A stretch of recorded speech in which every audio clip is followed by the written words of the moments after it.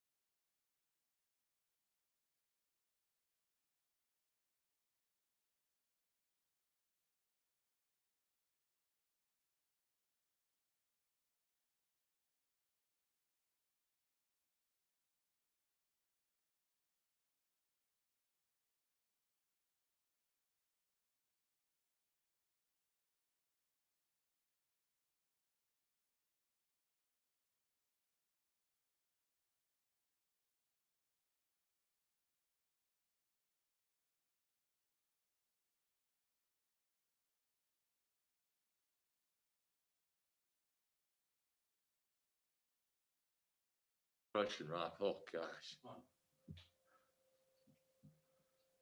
And if you were driving the truck and there was somebody up in the crusher that turned the crusher on, they'd throw a big rock down into your truck to wake you up. Boy, I'll tell you that, it'd about bring you out of it, just to be heart rate.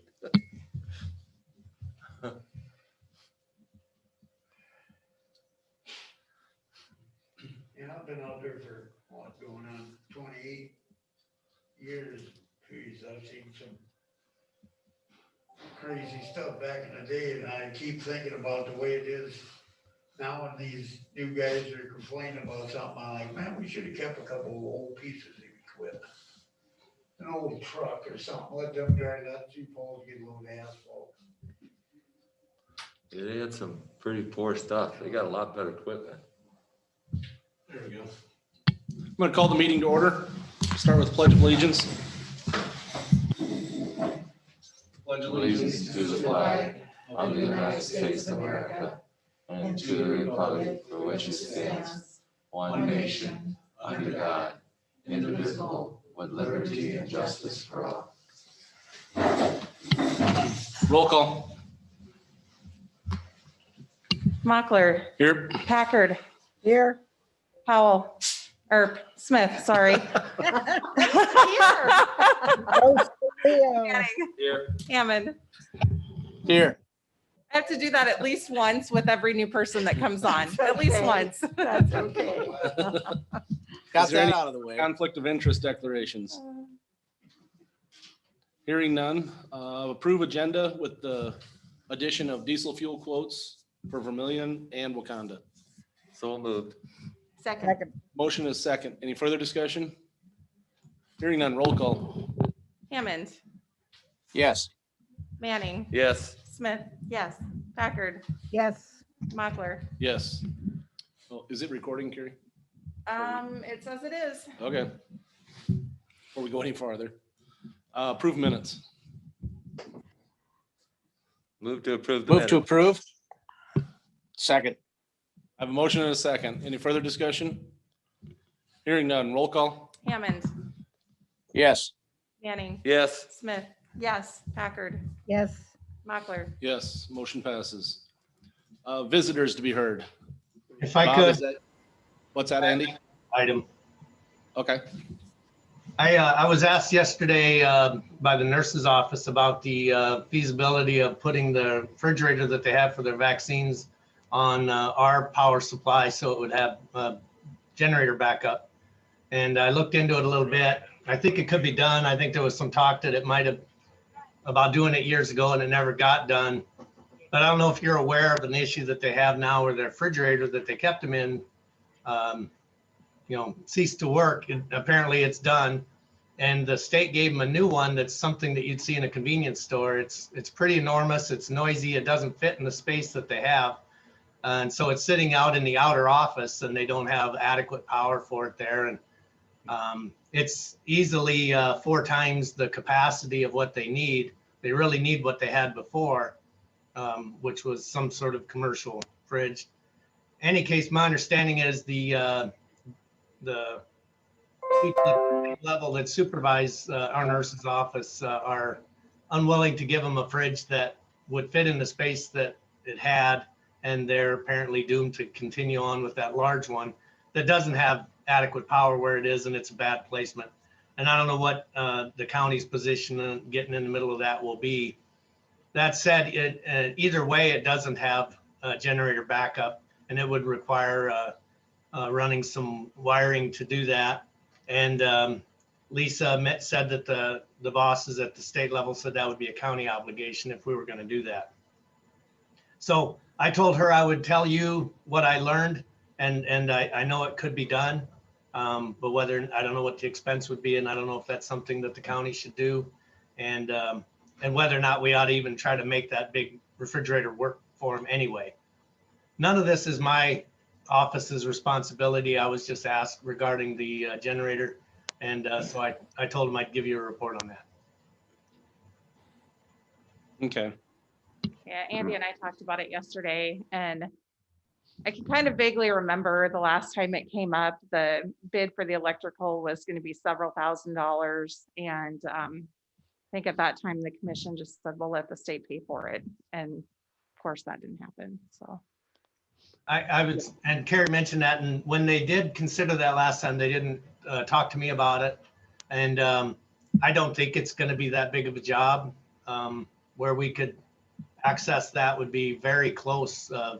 You know, as the crow flies, only a few feet, but really not all that far to run the power to get it to where the refrigerator used to be.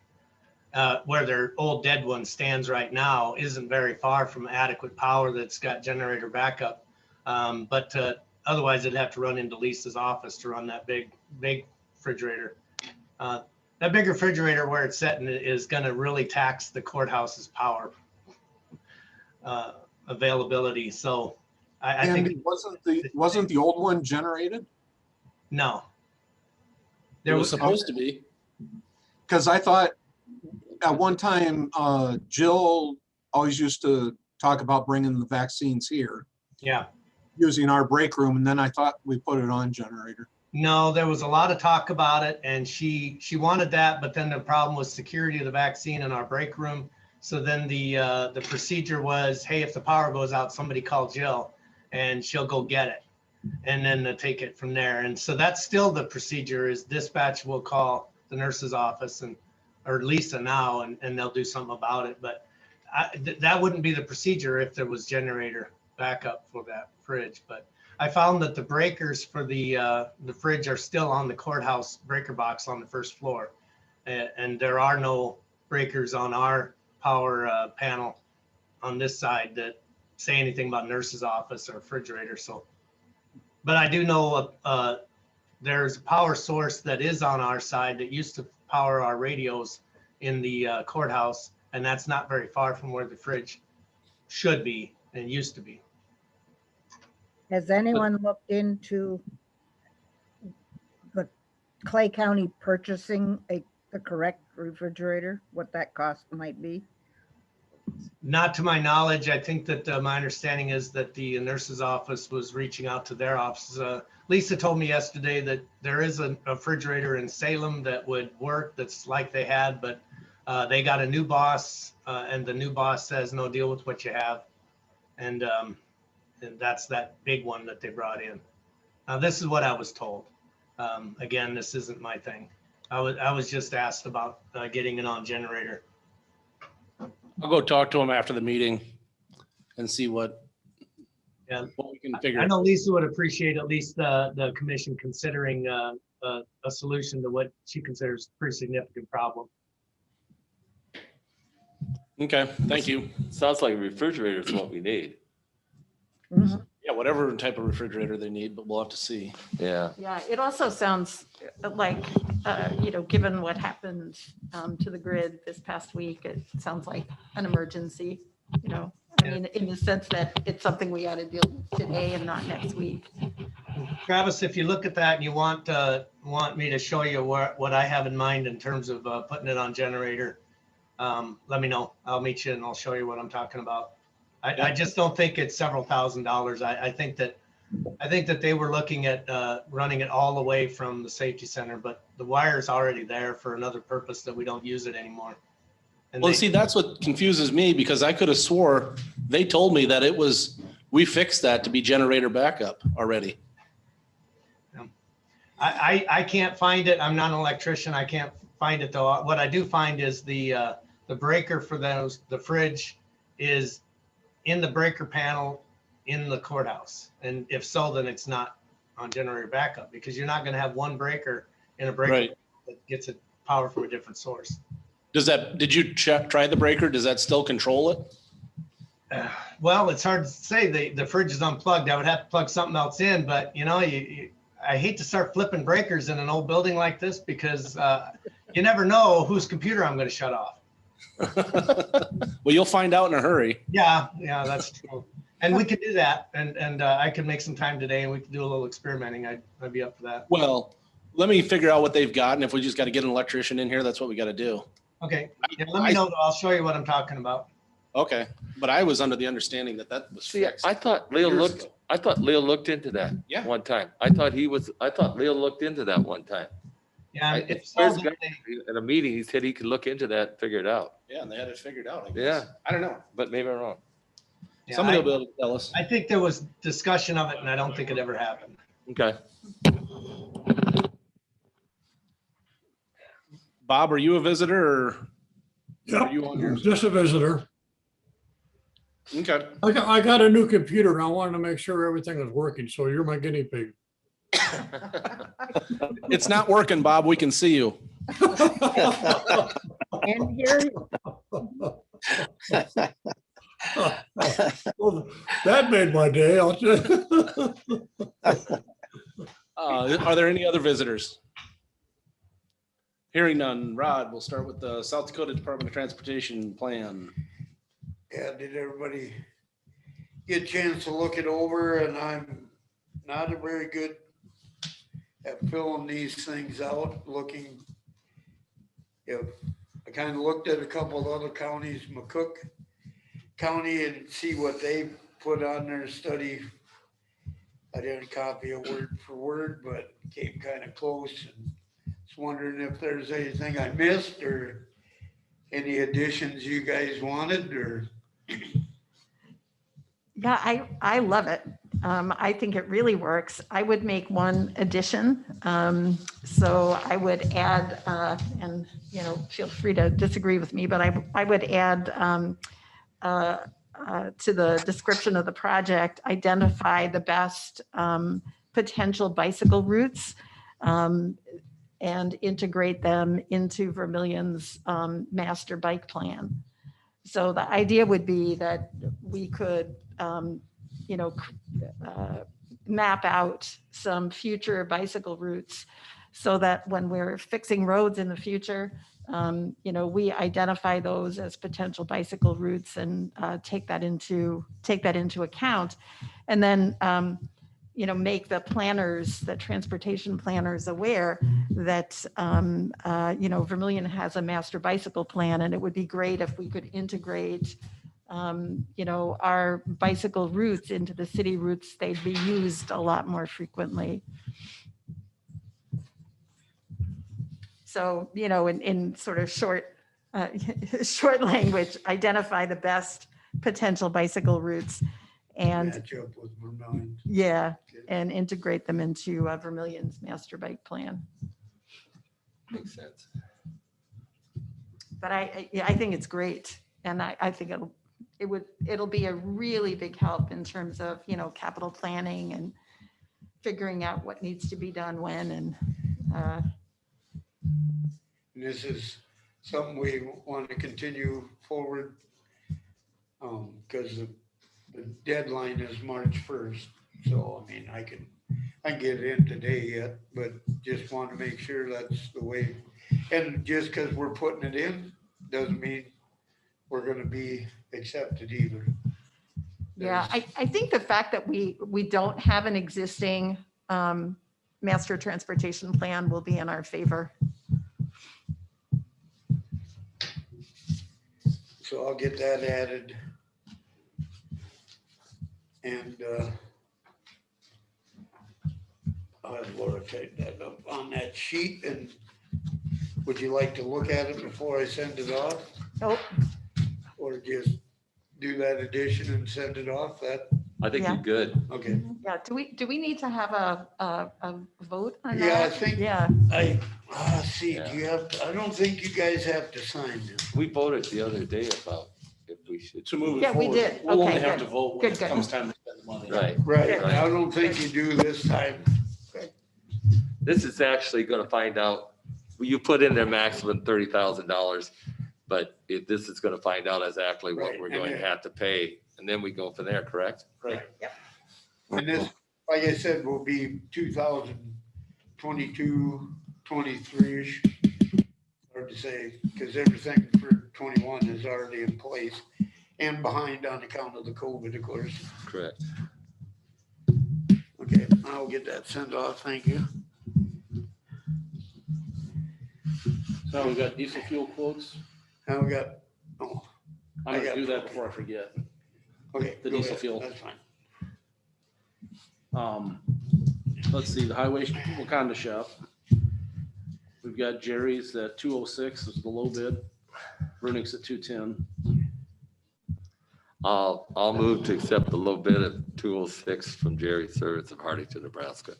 I'll second. Got a Second. mo- Second. Any further discussion? Hearing none. Roll call. Hammond, Yes. Manning, Yes, Smith, Yes. Packard, yes, Mochler. Yes, motion passes. Diesel fuel quotes for the highway shop in Vermillion. We've got Jerry's at 190, Brunick's at 195. I'll move to accept the low bid of Jerry Service for 190 for the highway shop in Vermillion.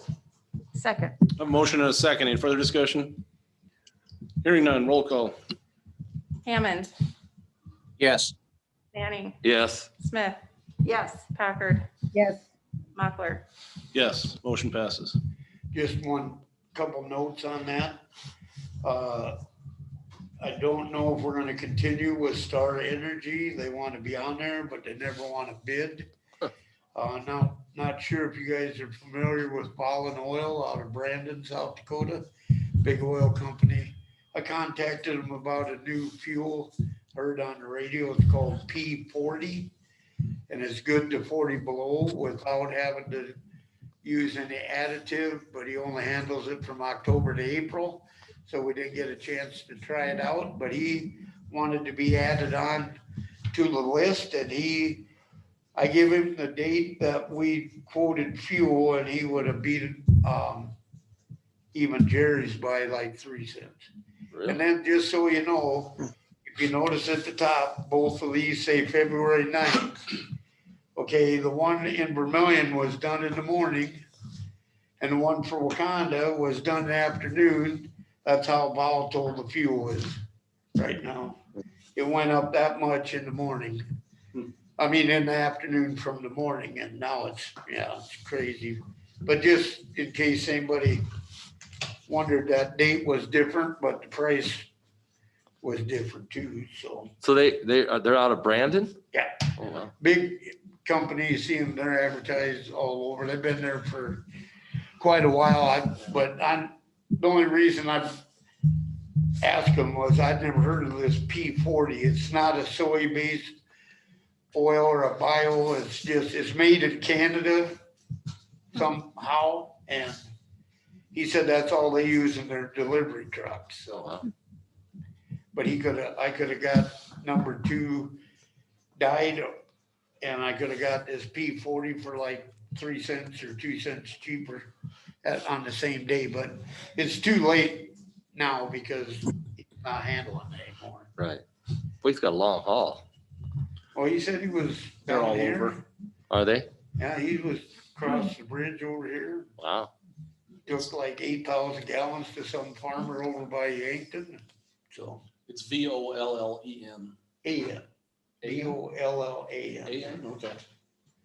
You'll see their trucks in the interstate all the time. Yeah, they're bright green paint, blue, red. They're pretty Okay.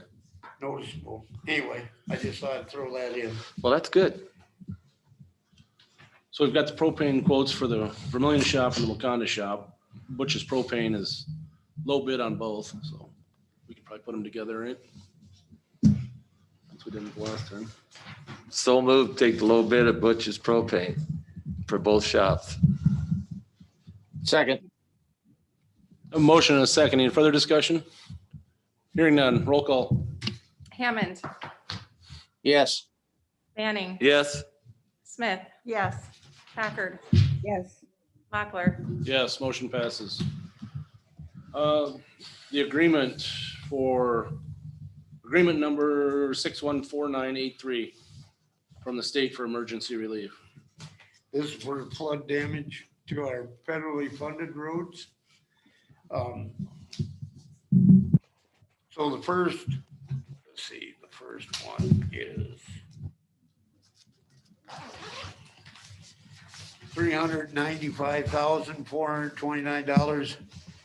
$395,429.40 for the agreement, 614,983. This money we already spent, 2019 and last year.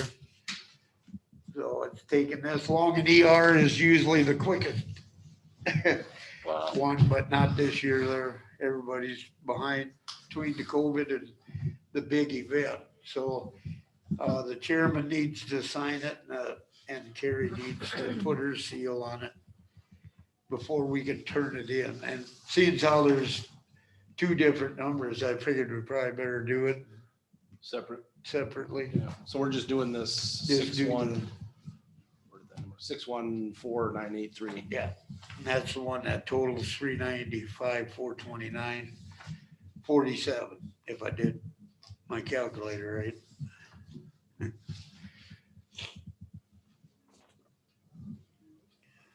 Authorize the chairman to sign it. Second. Second that.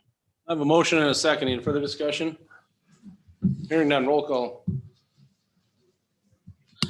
Hammond, Yes. Manning, Yes. Smith, Yes. Packard, Yes, Mochler.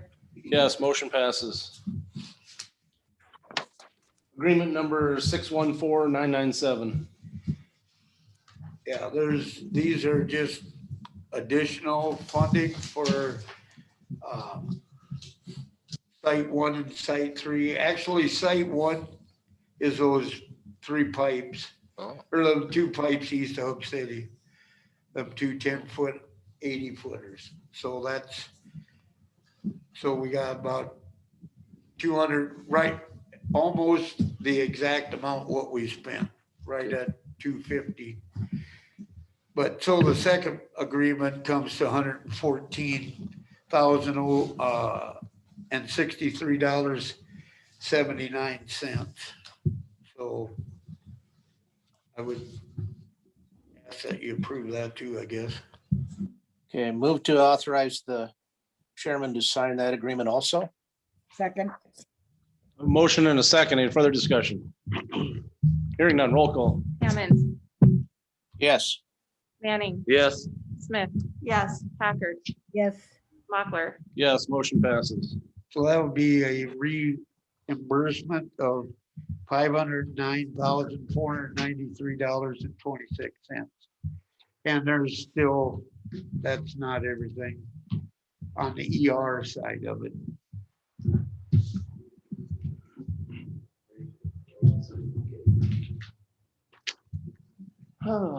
Where are we at here? FEMA total. Whoops. And then does your stamp upstairs? Or do you have- Yeah. Okay, that's fine. Was that the FEMA total update or? No, the FEMA total update.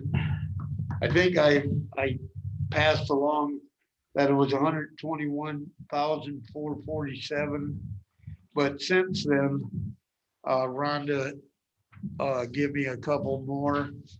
So right now, we're at a reimbursement of $174,830.54 with more to come, unfortunately.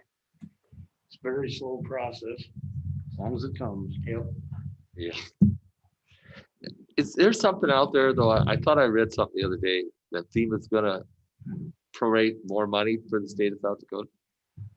Maybe I misunderstood something. I wonder if it's for the COVID. That's probably what it was. I just heard it, on the news and I didn't really get a chance to read it. Yeah, I think Is that what it's for? I think the federal government is looking at leaning a little more heavily on FEMA. Okay. Yeah. Yeah, I just heard it, I think, I was on the news. That I didn't know. about. Other than Slow Rod, are you having any problems getting the money that FEMA has allocated for us? No, just the See, there's my township for sure. We're waiting on the money and FEMA's like, we already gave it to the state of South Dakota. That's where they've got to give it to you. Well, now they're wanting them to reprove everything. closer to your mic. Oh, sorry, I'm too far away. Yeah. My township's having a problem getting their FEMA money from the state. The federal government's giving it to the state of South Dakota to disperse to us. And the state of South Dakota is wanting us to reprove everything again. I don't think you're the only one, just, from my husband's experience, he's going through the same thing down where he works. We So, Real. sent in all our information at least 6 times. Well, I don't understand when the federal government already signs off on the money, that how the state is trying to.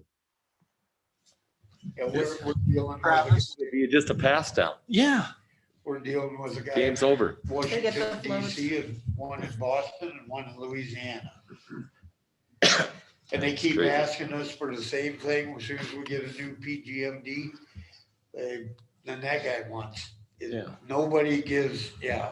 Now I've heard other townships, they've already got, they had their stuff, like Spirit Mound was in the other day. And they said they settled up a long time ago. Yeah. So, Travis, Yeah. have them email me. Because once the state gets the money, it's literally just a form or two that needs to be filled out. Well, we've been in contact with the state, the township has. We've been in contact with the state, the township. And they're wanting us to give bills and everything to them. Or receipt. Okay, yeah, Amanda Vanderplat's out in Pier is the person Okay. to talk to on that. Well, I'll talk to the board again tonight and see where we're at. And if not, I'll have them email you tomorrow. Yeah, email, let's see, you're in, Pleasant Valley. yeah, see, I think we just sent stuff through there too. So, yeah, have them email me tomorrow and Okay, we'll check it out through Amanda. sounds good. Thanks. Lightning strike up. finally, Got paid? yes. Good. And right just about to the penny, except for the $250 deductible. They didn't argue about anything once we got the guy from Sioux Equipment to sign off on it. So it was $19,900.17. All right. And that was from what, 7/1 of 2019. And Travis knows Wow. he went through the same thing we did, only he found out that there was actually another guy to talk to. And we hadn't even heard of yet, so that's settled. Shouldn't have been that difficult. No, it shouldn't have been, not with our insurance company. No. Do you have anything else, Rob? before we go to Just the that beach? with this warm weather, we're watching the roads. So far, everything looks good, but if we keep, this long stretch up, our ads in the paper, I don't know if you've seen it, but we've had the ad in the paper, so. And we got our letters sent in, so if we have to put up load limits before I see you again, we'll let you know, but I don't think it's gonna happen yet. I know. Well, crazy. I got about 3 phone calls after you talked about after that ad came in the paper. You're putting them on next week, huh? That's why I'm here. I said, no, that ad in the paper, read the ad. Yeah. What does the ad say? In the future, does not say specific time limit. Yeah, we Really? didn't, I know. it warmed up that we get all the contractors calling, when are they going up? Well, I can't tell you that for sure. Right. And Well, if it wouldn't have been for the last 10 days, I know, we wouldn't. this would have been a lot different discussion today. They might have already been on. Right.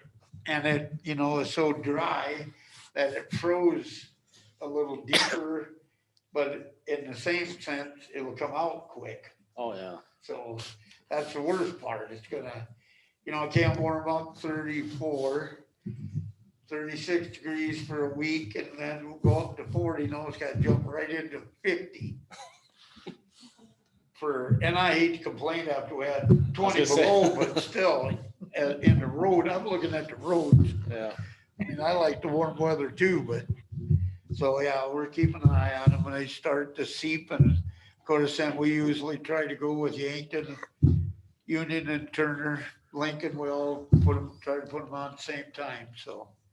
Of course, there shouldn't be much to seep this year. And No, it shouldn't be. I'm hoping it's There's- like, there's not much there. we haven't seen any breakups yet either, and there's been a lot of green going down the road from everywhere. And usually by now, we've seen some busting up, but I haven't noticed any, Larry's been out checking and we haven't even seen any seeping yet. When they start to seep, weep, whatever, we're getting close. Yeah. But that's all I have. Okay, ditch board. Move to go into ditch board. Second. A motion and a second. Roll call. Hammond, Yes. Manning, Yes, Smith, Yes. Packard, Yes, Mochler. Yes, we're in ditch board. Okay, so I got a hold of a different FEMA guy. And they put the dike repair on Clay Creek, the potential cleaning out Clay Creek from, I don't remember, was it over by Gary Everson's bridge, 459 west, if I remember right. And then there's two culverts, lateral 1 and lateral 2. Is that what was north of Frank Oder's old place? Two is Lateral north, two is north of Frank's. One comes into where the bridge is at. Okay, so that, and the one was up north there.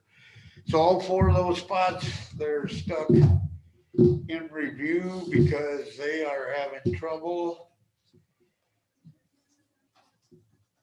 wanting to pay that because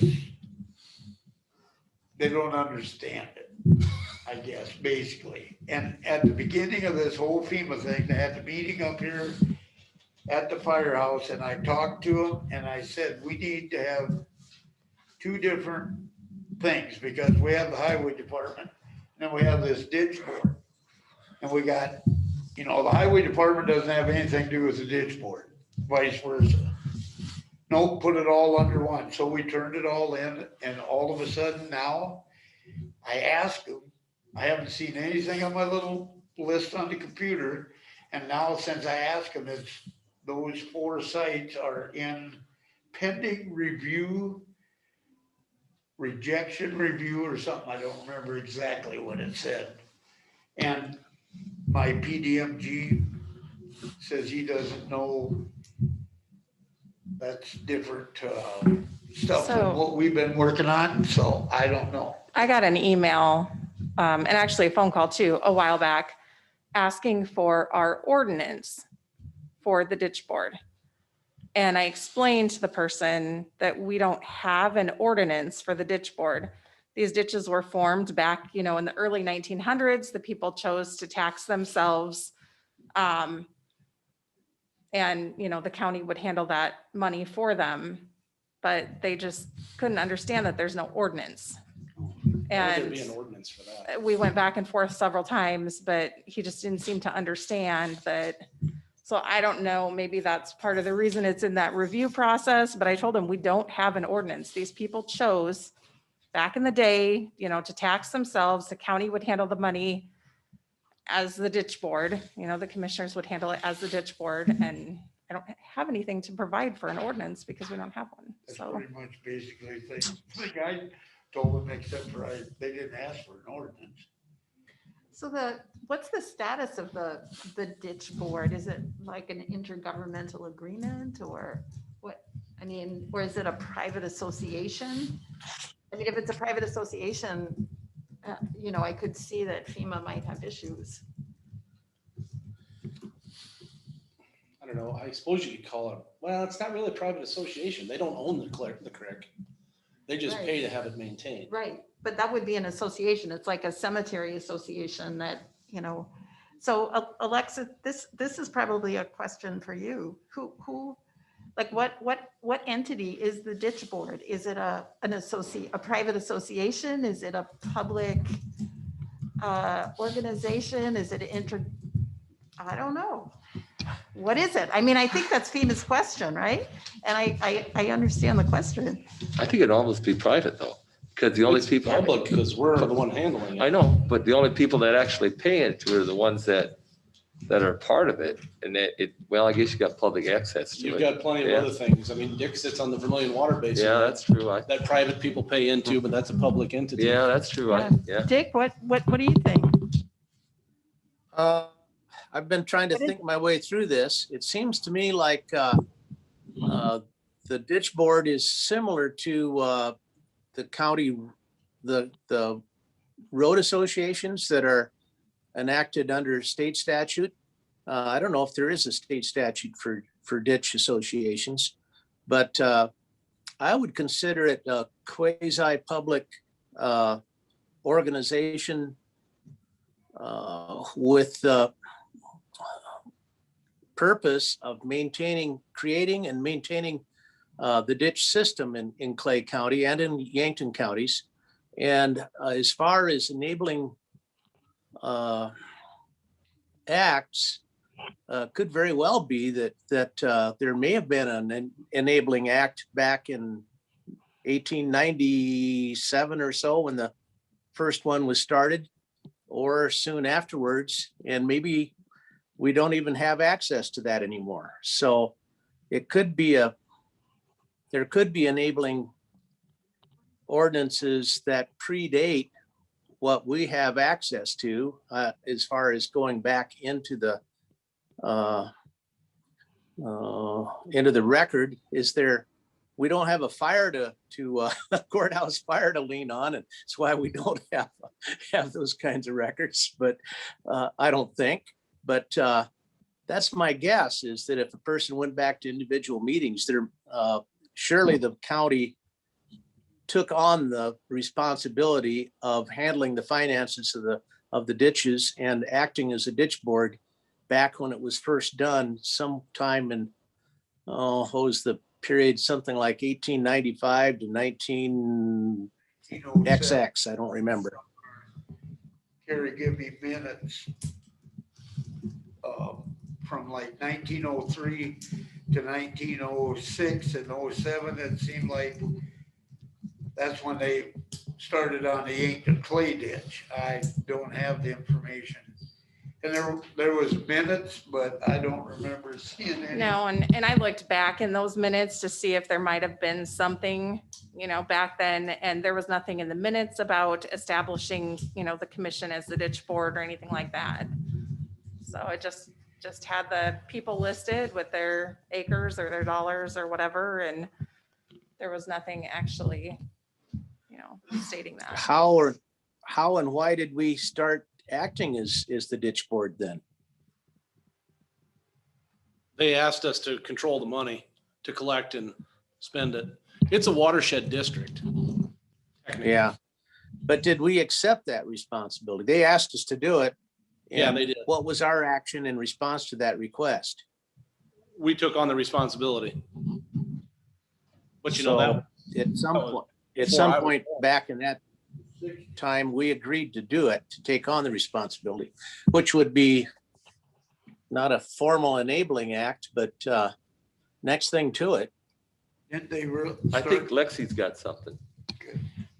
So this is a good question because as we started talking about this, I started searching statute for something about this, and I can't find anything in my search engine on Westlaw here that utilizes the term ditch board. So what I can find in relation to those the terminology closely relative to each other in that regard has to do with drainage, which is, part and parcel. That's the point of this. But we got out of the business of having a water board, right? I gotta look up the technical term for that. But we got out of that business for a reason, and it had to do with liability, and it had to do with all of those things. And that predated me, but I'm fully supportive of that decision. And we've talked about that, and we've talked about the potential for liability in other executive sessions when it comes to, potential litigation, things of that nature. So when it comes to county drainage and water management, that's the board that you can enact that I see in statute at this juncture. What I'm wondering is if there is anything in the commissioner handbook about this, and I didn't quite get that far along. But it does beg the question then, what are your obligations and what are your rights and abilities if you don't have a statute authorizing the ability to enact this at this juncture? Maybe it was in place at the time, maybe that's since been done away with. I don't know. And there may be a statute that I just haven't come across right here. You gotta look under watershed district. And that explains the taxing authority, how to develop one, and then what the responsibilities are afterwards. Closer to the mic. Oh, sorry. She needs to look under watershed district, under the Department of Ag. Yeah. That tells you what your taxing authority can be, how to set it up, and go through those processes, and then what the duties are afterwards.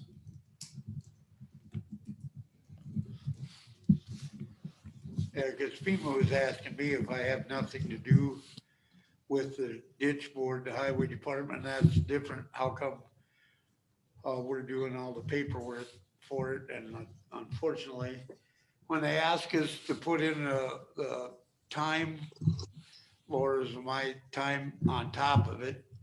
Of course, we figured that stuff out. We took the bills. And then they're like, well, if you're trying to say this is separate, but, and I'm like, oh, so we shouldn't have, I don't know.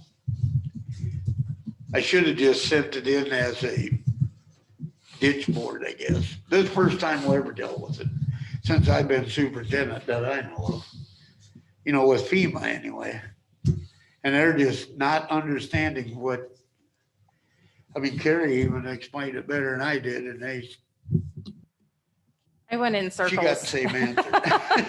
I really did. I went in circles with the guy that day, just trying to explain that and trying to get him to understand that. I doubt it. Doubt if you remember, but do you remember his name?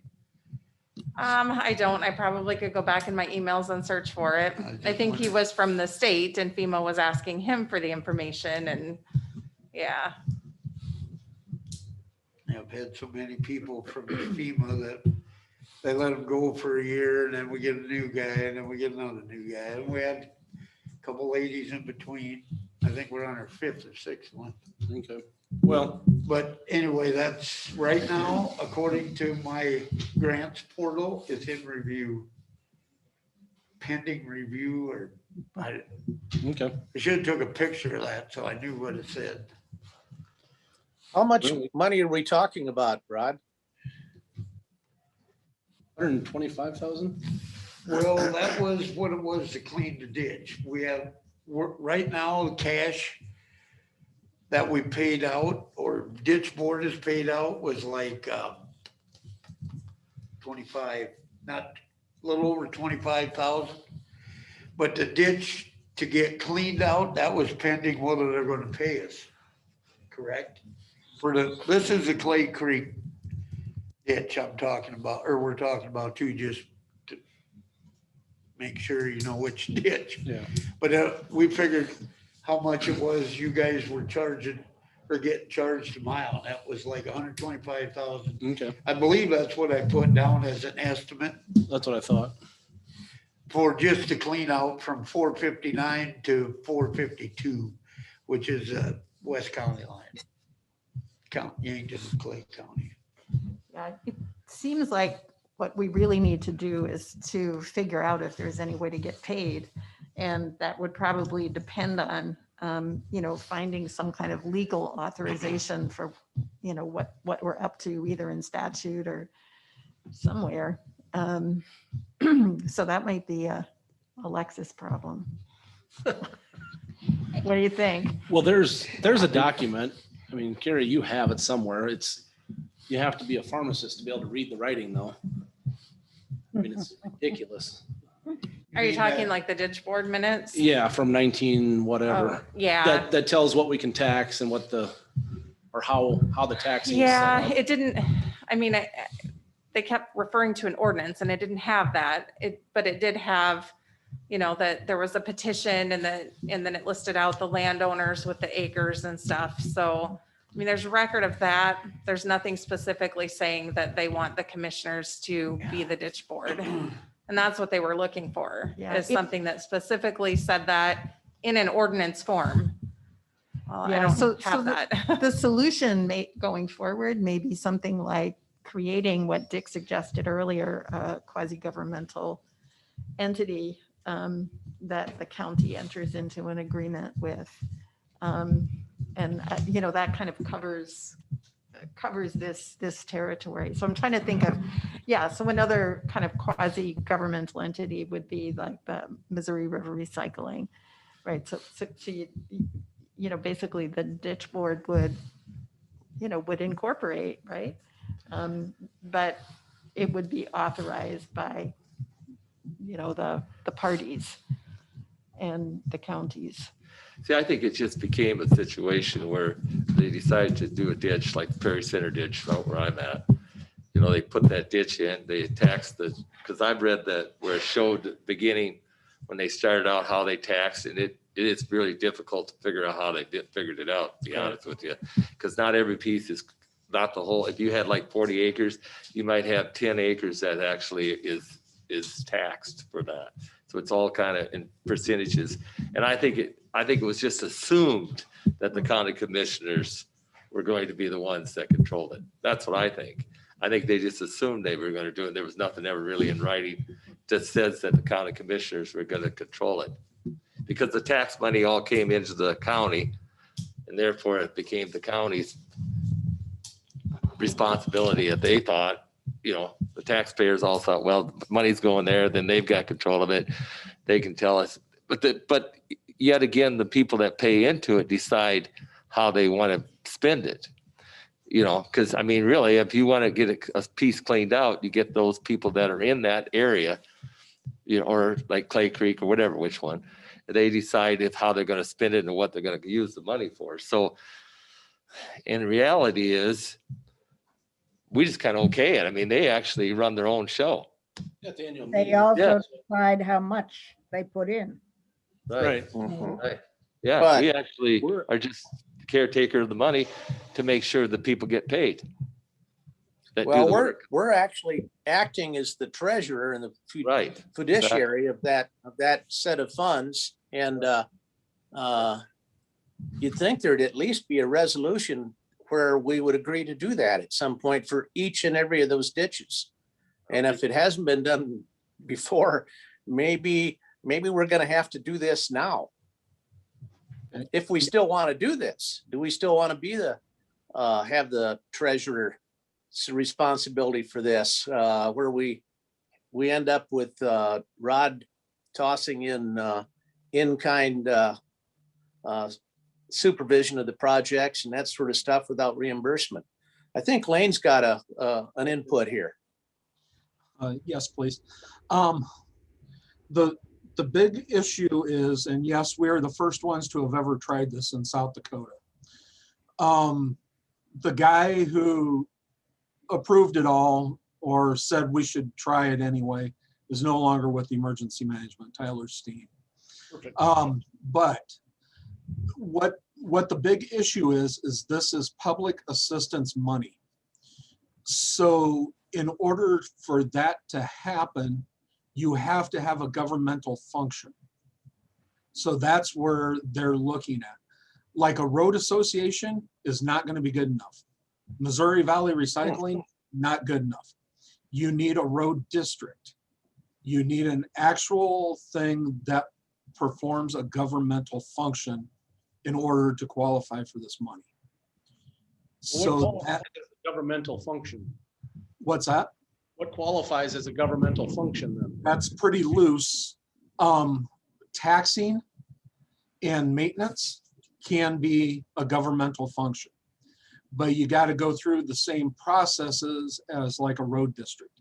You actually, at some point, it probably did happen for the ditch thing. And at some point, the laws or the terminology has changed and all that. It may be something that just needs to be updated in order to fit. I will. Amanda just emailed me back about Pleasant Valley too. So I'll get a hold with Amanda and kind of see where we need to go on this, on what they're looking for. She kind of replaced Tyler, and she was, if Rod was at the meeting, she was the one that was actually talking there too. So she's got a good head on her shoulders. She knows the ins and outs. So and it may be something that an incorporated situation may need to occur now in order to qualify for it.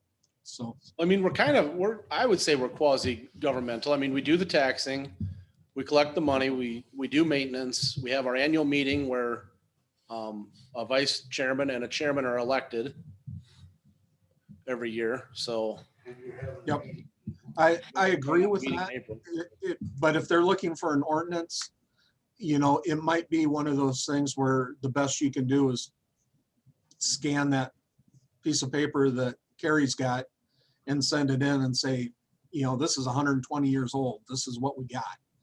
And This is what passed for an enabling act in 1903. right.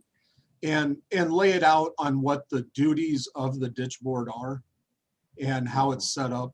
And going forward, you, like I say, you may have to incorporate somehow or create something modernly efficient or official in order for it to qualify in the future. That's what I'm thinking, is that whatever we do now as far as creating an enabling act isn't going to help us with this grant likely. We have to rely on what was done 120 years ago. But really, I think rather than just acting as a treasurer, we have exercised administrative functions. We have gone out, and Rod has gone out and inspected. I've gone out and inspected the works that's going on in the maintenance program. We approve and bid out the maintenance programs. All that is done in addition to acting as a treasurer. We also are acting de facto as administrators of that each of these ditch board programs, if you want to call them a program. Right. And the best example I have is the Ponderosa. In 2011, how much money they spent on riprap and bank stabilization and everything else. They didn't qualify because they were just a group of private homeowners. Since then, they have formed a road district. So if it should happen again, they are protecting the road. Their houses just happen to be in between the river and the road. The Ponderosa is not technically a road district, at least not under the county. Oh, see. We only have one road district, and that's the Silers one north of Walmart there across the bypass. Okay, Brady's told me that they set up a road district down there. So maybe they set up a road association, but they have not filed anything with the county to be a road district. We're not collecting any taxes for them or anything. okay, well, yeah, see, okay, then yeah, out where Jeff lives and all of that, you know, they did that a couple of years ago. So if you talk to them again, Lane, you better tell them that Yeah, there's another step or two they need to go through. yeah, They'll be in the same boat. yeah. We've got at least 3 cans of worms we've opened here, I think. And I have got to mention that the recycling facility is operated under an, you know, two county, two city intergovernmental agreement. So it is governmental and operated by the city of Vermillion. Okay, but yeah, see, that's part of a governmental function. They are not serving a governmental function. If they're being operated by the city of Vermillion, they qualify. That's a city of Vermillion thing. Mhm. They're not serving a quasi-governmental function. They're not taxing, they're not all of that. So that's where FEMA's looking at. But anyway, I'm done. Amanda's sending me stuff, I'll talk to her real quick and see if I can find anything out. So, thank you. Sorry. Yes, the reason, well, Travis asked me a couple weeks ago about this, but another reason I was bringing it up to see where, you know, to FEMA, to see where we stood, because I was getting ready to bring it to your attention that we need to let out bids to clean that from. But now since I seen everything in review or whatever, you know, I was figured we'd have somebody figure out all the sloughs and, you know, after the ice coming out, you know, we have to wait for that. But I mean, I thought we better get it going. But then now that I found out that they posted them on my grants portal, that we better hold off on that. So we didn't do anything, no engineering or anything on the clean out.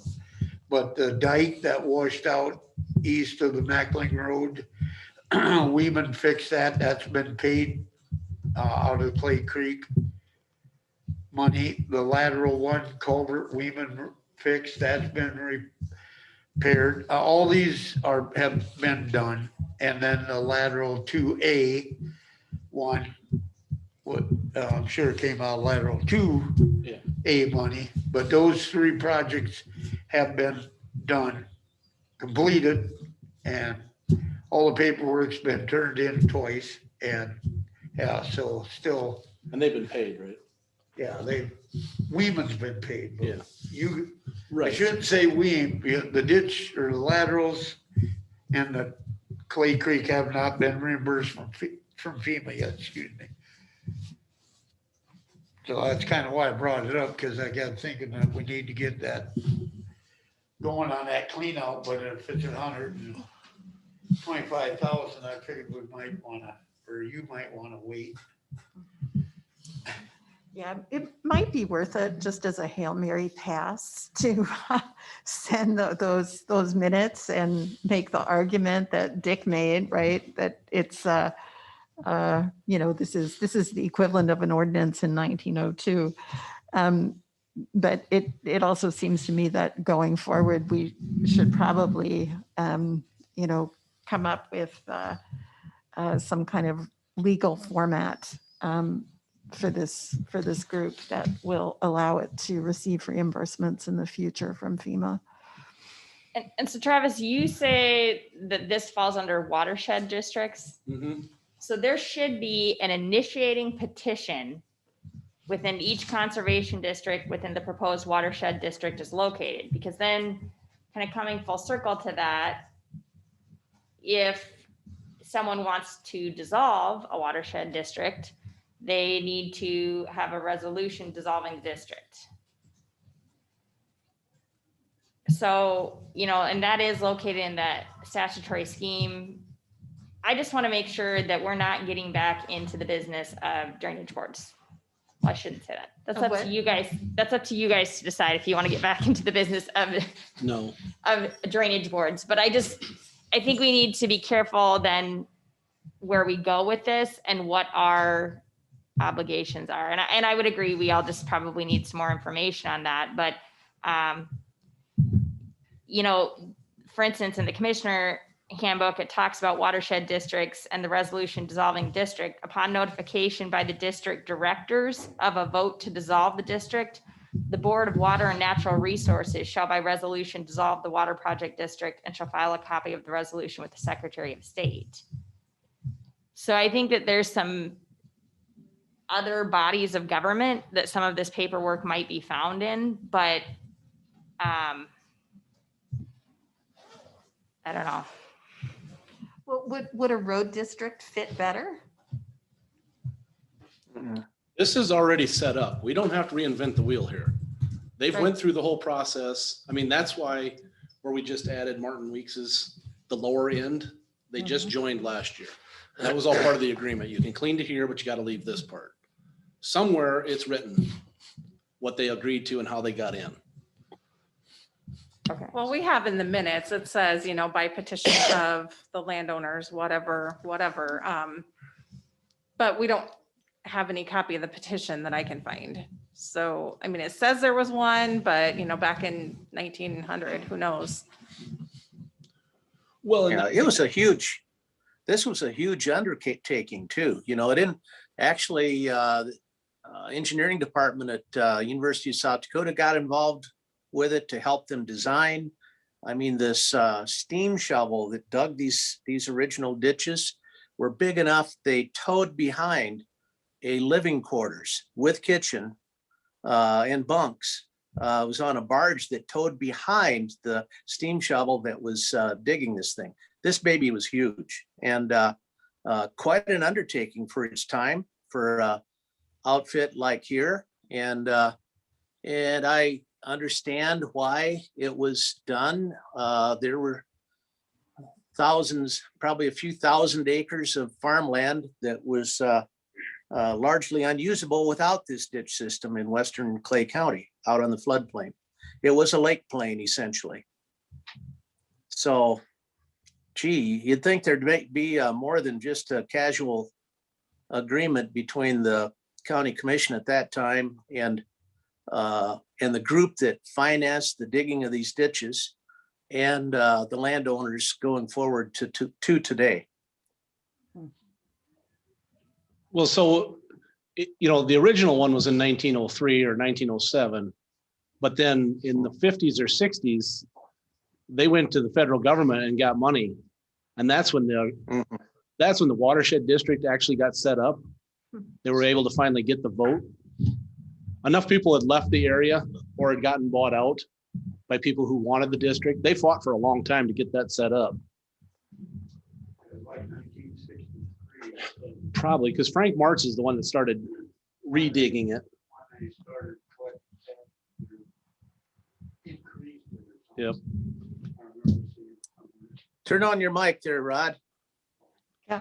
So I wonder if there's records of what happened in 63, because it sounds like that might be a formal agreement of some sort to set up a watershed district. Well, there's got to be something because they went to the federal government at the same time. They got the funding to reclaim Clay Creek and they were going to straighten the Vermilion River. I can't remember what, I mean, it's been straightened to a point, but they were going to straighten it to the rest of the way to Centerville. And that got killed. Yeah, but if we could find that, you know, I think that particularly if the federal government was involved at that time, that's a precedent that we could show FEMA and say, well, at the very at the very beginning. See, Travis, at that point too, you used the word district, which would likely, that work was probably sponsored under the Vermilion Development District, wasn't it? I don't know. Were they around then? I don't know. I don't know. I'm a baby on that board. So that's some of the things that I'd like to find out that now that I'm more closely associated with it, I would like to find out more about the history and the previous operation of how the board is put together, because that can help us going forward, perhaps in expanding the district too. So those are some questions that I have now, and I'd like to try to get answered. Okay. Sorry, bro. Yeah, thanks. Anything else for ditch board? Just one other thing, if Yankton Clay clean out, there are been out there picking up all the little sticks, the sloughs on the edge of the banks that Dick and I pointed out. Engineers gonna come out there this morning and drive it again. And but as far as I know, nothing at Mrs. Caberly's yet.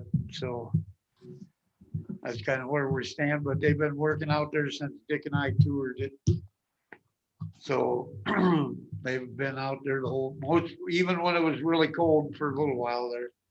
But yep, so I don't know what, I haven't looked at it since Dick and I drove, except for where I drive across it. So that's all. Dick, did you have anything else? No, not on the ditch board. Okay. If nobody has anything else, I'll entertain the motion to come out. So move. Second, Second, Motion and a second. third, Roll fourth, fifth. call.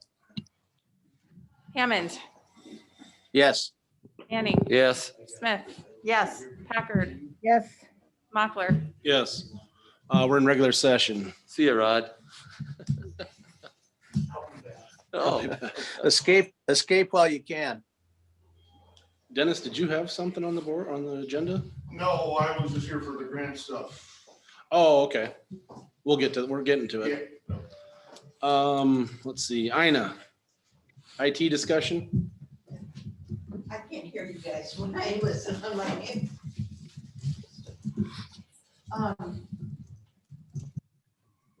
When we went to Erickson's, I was under the impression they moved all of our programs to the new server, which after that I found out they didn't. And so we moved that of the mapping system, and now it wasn't working because they were running it off my old PC. And now it's time to move the program. And so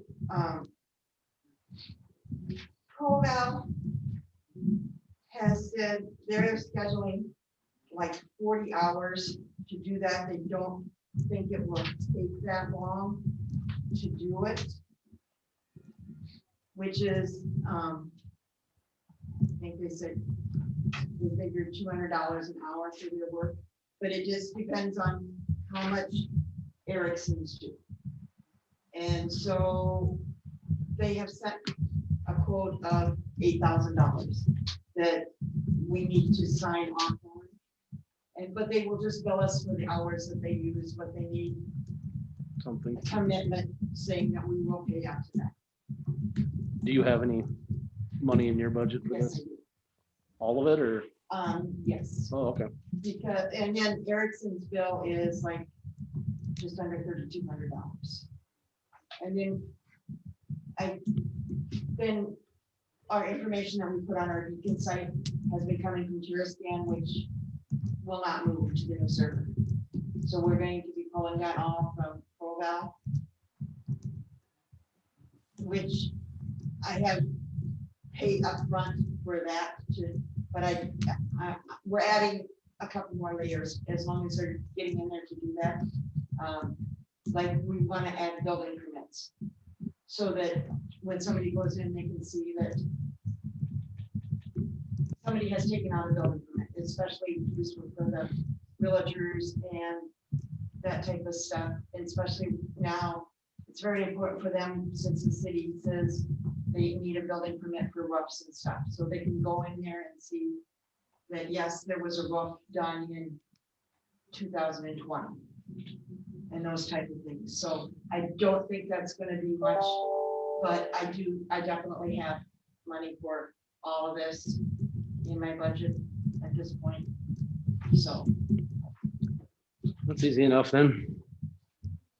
So you have enough money in your, Yes, well, last year, if you remember at budget time, I'd asked for $8,400 for a vehicle, and that was left in there. And so I have that, it's in my auto, and then like our Beacon subscription, it's due the first of the year, and I had some money left over because we didn't do anything last year. So I did prepay this year's whole Beacon, Okay. which is about $8,400, which it is, the Beacon site is,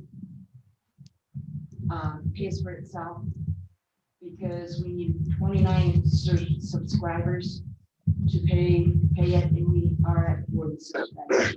okay. So I need to get, the Beacon is not updating now, which I need to get done. So that's the ProVal, Okay. push for the ProVal. And we might need some more training on the ProVal, which I'm pretty sure I have enough money. Yeah. Well, we got to get it up to date, so. Yeah. I'll make the motion to approve it if, to go ahead. Second. I have a motion and a second. Any further discussion? Travis has a copy of it. Hearing none, roll call. Hammond, Yes. Manning, Yes. Smith, Yes. Packard, Yes, Mochler. Yes, motion passes. And just a FYI, you know, usually we bring the townships all, boards all in for a joint meeting before we turn them loose, so to speak, on the appeals and stuff. We're going to try to meet with them all on the day of their annual meetings. It might be a run, because there's like 3 at one time, but we're gonna try to get to everybody at some point before they get to do their stuff. Okay. All right, thank you. Thanks a What's on the lot. back of this? What is this one? That would be signed after it's all completed. You just at the front of it is all that needs. Okay. Thank you. Thank you. would someone please explain what was just talked about?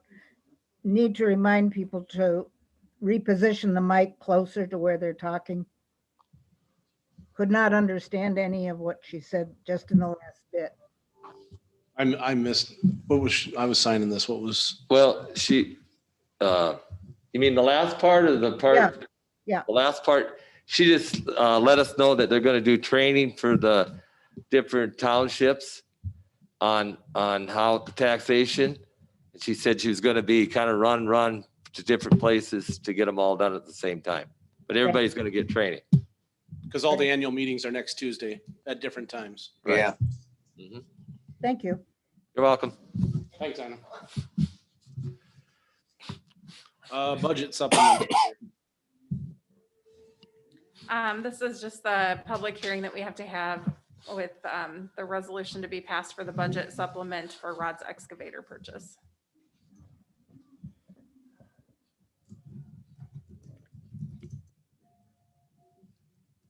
The amount of $226,453.93.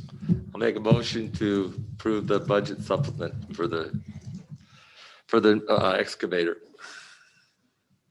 I'll second it. I have a motion and a second. Any further discussion? Yeah, so I'm wondering why we're putting it in the budget to spend it instead of putting it into a capital account to spend it. Carrie, can you? We don't have a separate capital account.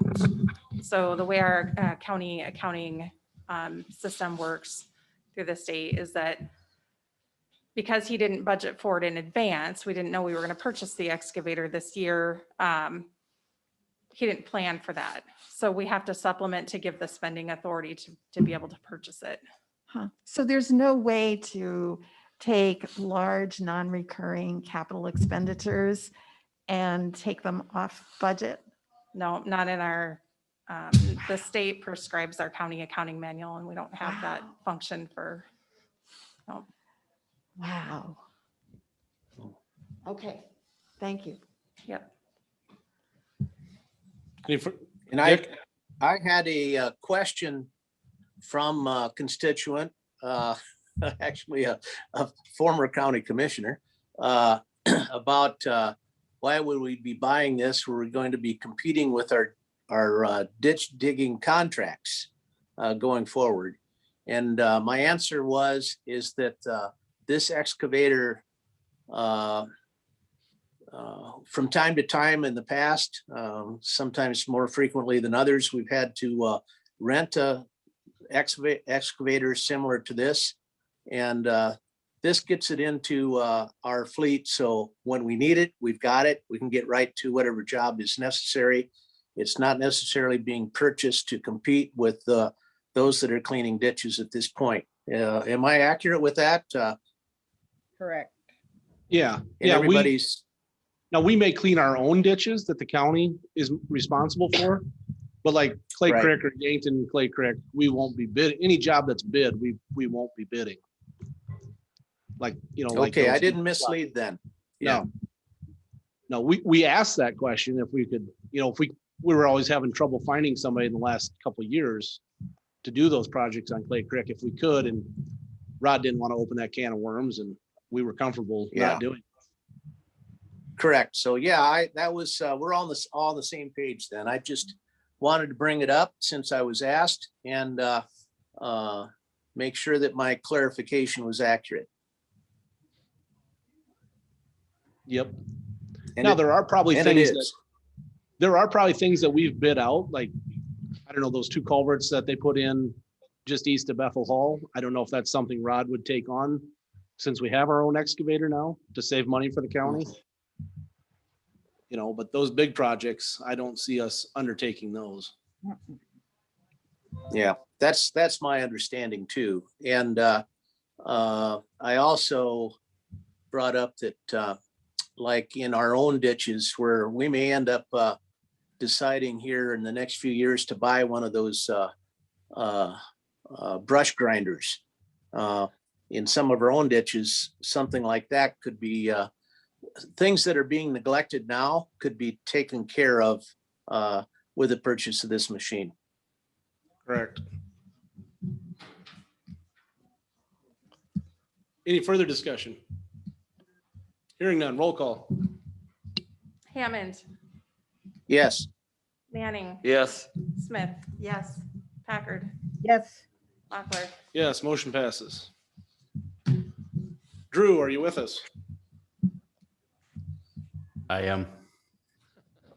So you just want us to make the motion to donate, what was it, $47? $49.18. I don't think we need a motion. I wanted it on the meeting minutes that, we closed down this extra county checking account that was for the memorial committee. And then I donated the cash to the VFW. I don't think it was a county checking account, but it was something that I was responsible for. Okay. Just so everybody knows and we're being transparent. And so that was it. Sounds good. mhm. There's two in the chat. What is that? 2 comments. It was about the mic and not being able to, the mic was not near the speaker. Okay.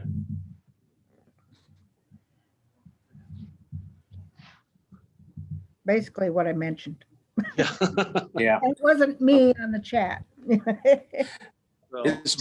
Is my mic working pretty well on this? I've got Yes. my notes clear to the right side right now. So I Yes, will, Phyllis and Dick, if you see something pop up in the chat, because it's hard for us to see it because we don't have it on our computer. And I've got to look Sure. across to the screen and kind of see it, but And I don't always notice if I'm looking at my laptop and not the laptop that has the Zoom, so. so if you see something pop up, just let us know. okay, and it's Yeah. mainly has to do with Travis leaning back and anyone who's on the opposite side there.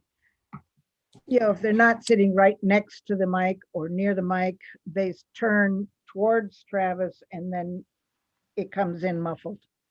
Okay. yeah, so good posture, Travis. Yeah. Sometimes I got to relax. Okay, assignment of funding to the building project. Any thoughts?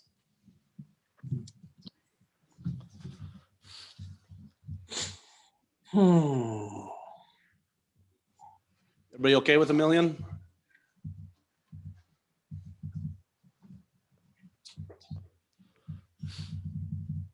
If we have it to do it and it's legal, I say we do it.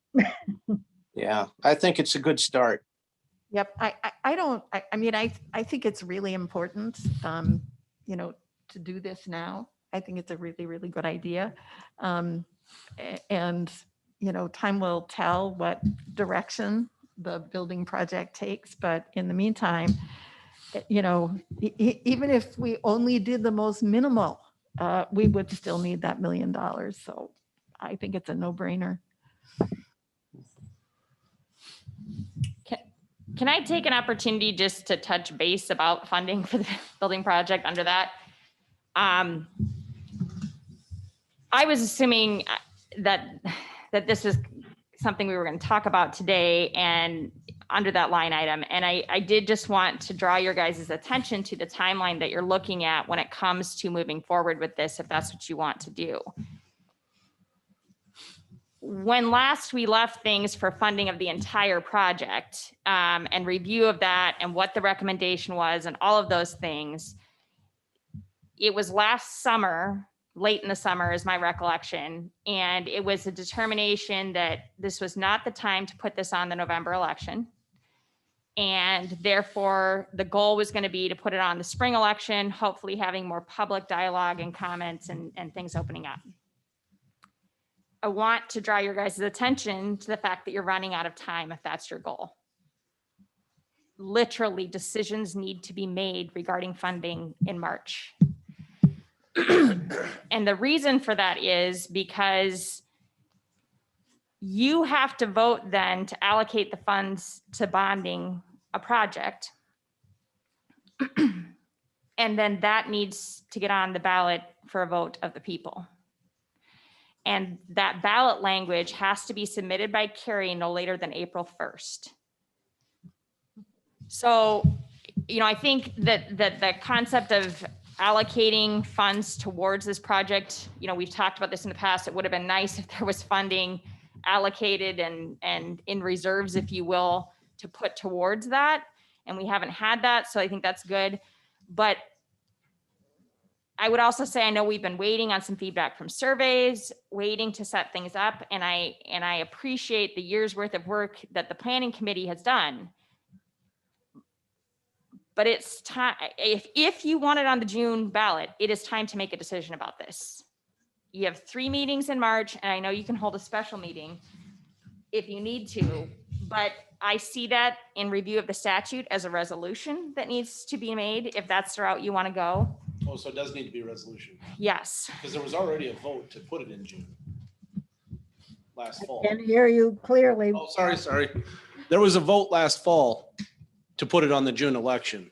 But if we need a resolution, then we need to do And I that. think the resolution deals more with the bonding actually than putting it on up to a vote. Am I right about that? Well, I mean, it does, but I think that is the vote that you're looking at is about funding. And I just want to bring up that statute. Sorry, my computer was slowing down here. So the statute that we're going to be looking at is 725(3). And that's the statute that references that funding by the county commission authorized for building and public improvements. I'm just bringing it up here. Because there are different mechanisms about lease back options. I mean, there are bond funded projects in counties that don't ever go to a vote. But if the desire is to send this one to a vote, and I think that's been very consistent all along, that it's the people's money, they're going to decide whether they want this to go forward or not. That's the statute that we're going to take a look at. And that's the statute that specifically references revenues and special levies and all of that and debt services. And so then it says shall be made unless the question of such expenditure shall first have been submitted to a vote. The board shall determine the amount and rate of taxes to be submitted to a vote for such purpose. So I think you have to do a resolution first in order to, that the commission is voting to send that forward. And then that needs to go on to the ballot. But there's steps and processes to be taken about that. And because that was absolutely the intent to put it on the June 1st, I really wanted to bring your guys' attention to this.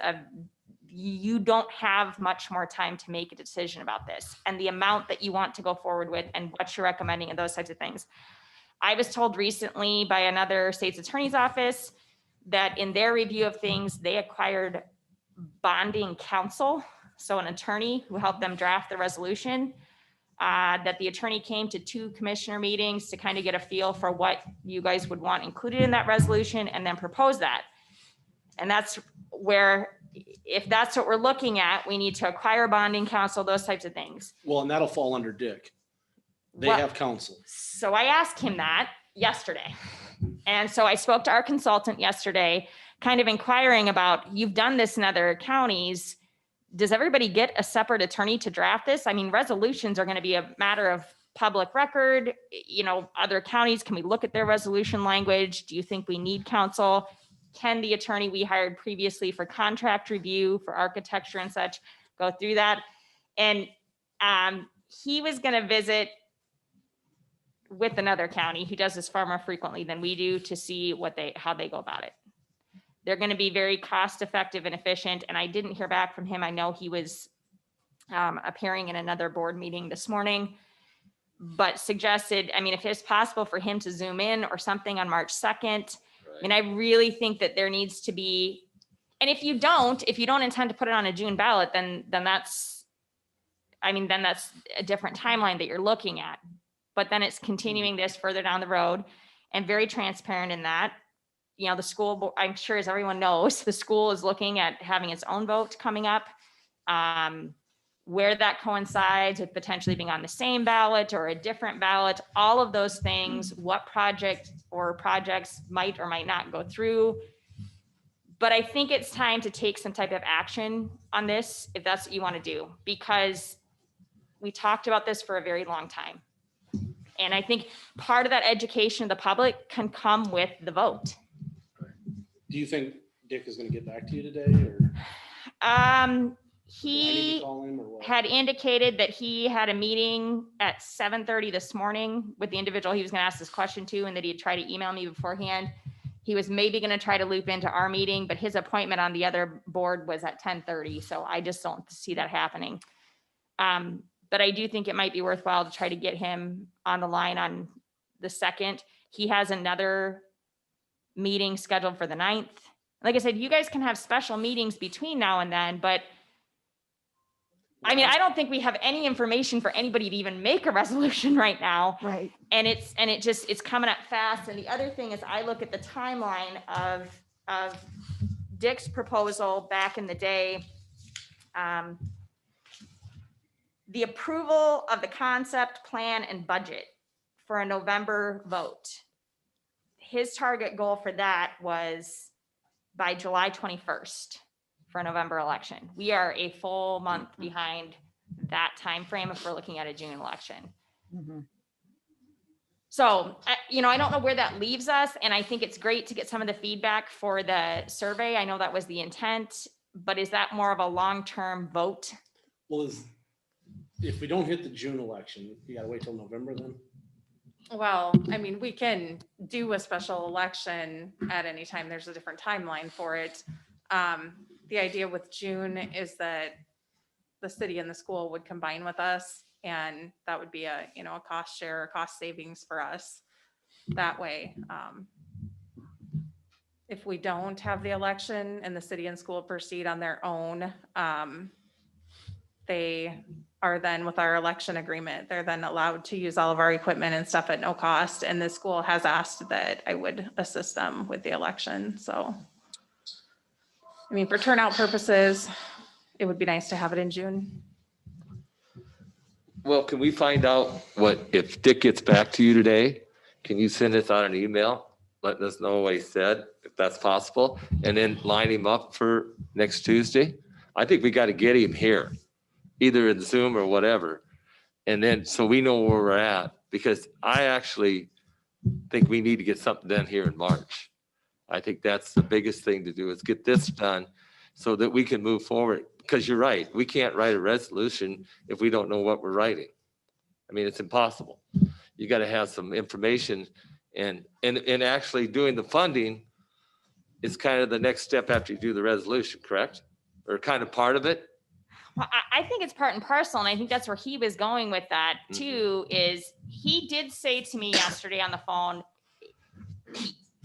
if maybe that the company that we had talked to about bonding should be a part of that discussion as well. And we've kicked around some figures and we have some rough estimates, but I mean, I think that would be good to have all the main players at the table of what do you need? Who needs that information first?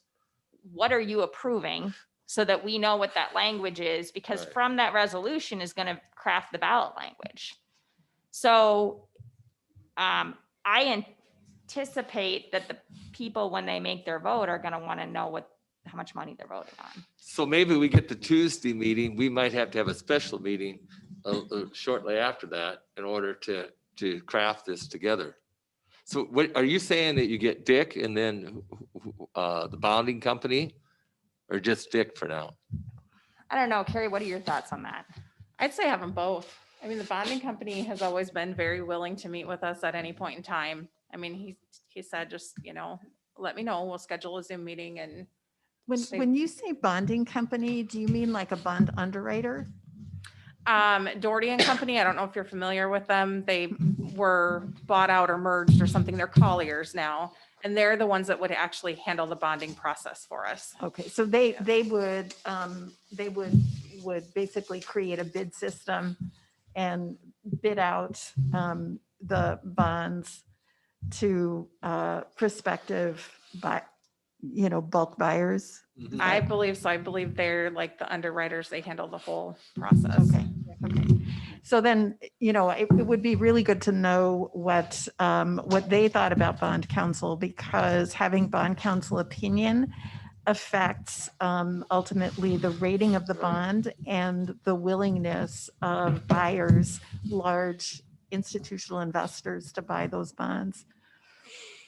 I mean, if you've got bond counsel, it's a lawyer basically saying, yes, this is legit. Yes, these, this is all honest and above board. And so a bond counsel opinion can actually decrease the cost of borrowing considerably. So it's expensive, so it's always it's a trade-off, but I don't think I've ever been involved in a public bond issue that has not had bond counsel approval. And that's both as somebody who sold bonds as a broker, as a stockbroker, but also as somebody who superintended bond issues, as an administrator. They've never brought up bond counsel the 2 times we talked to them. I don't know that I've heard them bring that up. I mean, I know in the city with their building projects and stuff that they've done in the past, they've talked about bond counsel, but I can't say that I've ever heard Tom. It makes a way To my bigger knowledge, Doherty is the company that the city has used on 90 or 100% of their borrowing and lending in bonds. So do we need to have an RFP to hire a bond company? I don't know. I don't think so. That's a question. I don't think so. I mean, the schools and the city and stuff are in this area use Doherty and Company, which is now Colliers, but. And I would think that they would fall under professional services, that you don't have to bid out. Similarly, if we find bond counsel that we want to hire, we can just negotiate with them. But maybe then that's something to try to get on sooner rather than later, because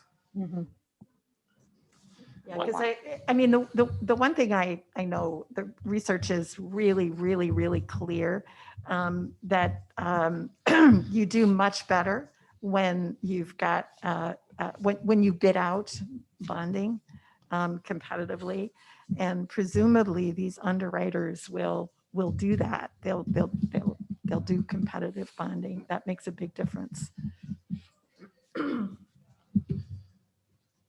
So basically, Like it sounds that's like pretty- we need to get them both next meeting if we can. Here's the biggest problem. Building costs are going to be 50% higher than I know, when they gave us the building cost. So I know. what are we going to do? Because we knew we were maxed out at the number we're at right now. What are we asking? Yeah, mine is, what are we asking them to vote on? If Yeah. we go with that high a figure, there will be a no. Yeah, because the builders are going to come. I mean, when Dick talks to those builders, they're going to be like, no, we're not going to honor that estimate. We're going to have to re-estimate this, and it's going to be 45 million instead of 30 million. Yeah. Building costs got really high. Yeah.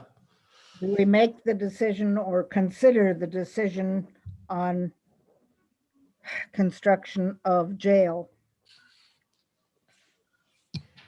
Well, I think that's something just from a practical matter of pulling that planning committee back in. They spent like 2.5 years of their life looking into this and making recommendations. And I think that it's worth it to visit with them about why they recommended. I mean, from my standpoint, nothing has changed No, about the facilities, about the state of the facilities, our jail population. Thank God today we're down at, I think it was yesterday or today, 11 people, but we have been maxed out at capacity consistently for the last number of times. And we're going to continue to farm our prisoners out and pay those daily costs, and they are not going to go down. And so I just think that we need to keep things moving forward, but obviously what direction that is up to you guys. And I would just suggest in conjunction with, the planning committee, I don't know if they need to be here then next week, or it's going to be a significant portion of your meeting devoted, but this is a very important issue and we need to do something, I think. yeah, because if we don't do the building, which, I mean, with the building costs, I don't know how we're gonna be able to afford it right now.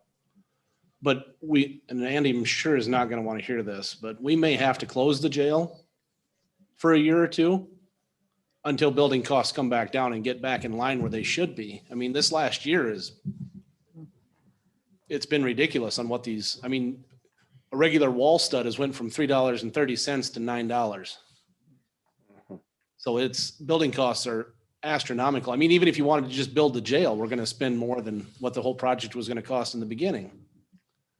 Yeah, and Dick is probably going to be able to give us some guidance on that too, on those particular issues. I'm just throwing out, trying to be the bearer of bad news, and hopefully everybody was thinking about them. I just wanted to throw it out there. Yeah, there's this question about, I mean, building costs seem to be some combination of low interest rates and, the pandemic, kind of this, everybody staying at home and realizing, we need a new house. So those things will pass. Right. And interest rates are already starting to go up. I think the really big question is, number one, affordability, but number two, for that jail, I really do think we have a responsibility to deal with it sooner rather than later. I mean, some things you can let go. Other things, I think you have to bite the bullet and deal with. And yeah, so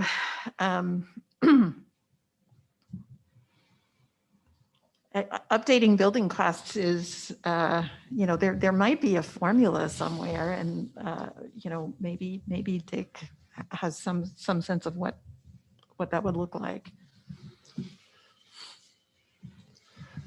I think we still got to go forward with having Dick come. Oh, definitely. I think we definitely got to go. I mean, I understand what you're saying, because I'm going to do some remodeling in the house. I'm not looking forward to that, by the way. And so I understand completely, but I mean, I think we got to continue to move forward here, because like you said, 2.5 years we've had this committee, and now we say, oh, forget you guys. We don't want to go there. They've done their work. They've done hard work. We need to continue. We need to get Dick in here.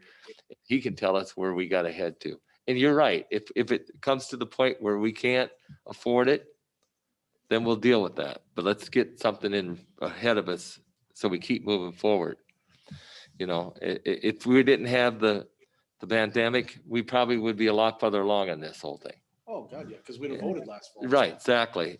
But we can't help that. We just got to look forward instead of. And it may be, we can go forward at this point towards the election or vote on schedule, but at all times we can postpone that to later. It will cost us more again, or to November, but we have to take in all options. Yeah. And don't get me wrong, I don't want to slow the project down. I don't either. I wish it was done, but I'm not gonna spend money, exorbitant amount of extra money just because we think we have to have it today.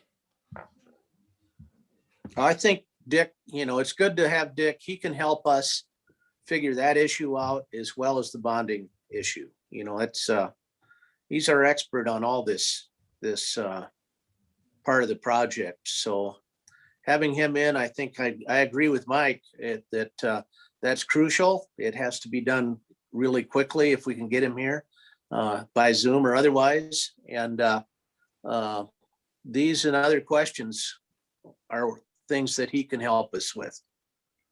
And if we need to have an additional or other meeting in order to schedule it, I would vote for that. Yep. So be it. So hopefully he gets back to you sometime, Lexi or Carrie, one of the two of you. So are we good to assign the money? What are we doing? Well, we're still trying to assign the $1 million. Oh, right. The building fund. That's where this all started. I spoke with the state auditor about that last week, and he said a board, can assign the money. He goes, you could unassign it next week if you wanted to. But he said it is okay to go ahead and assign it for that purpose, so. And that will pull us down below that 40%. I mean, Yeah. that works that way. Okay. Yeah, $1 million would get us down about 30%. Okay. That's and I think it's a good move anyway, whether Yes. we're gonna need to have money if we don't go ahead with the whole building project. We've got a building we already own that we have to keep up, so that money's gonna be necessary no matter what happens going ahead.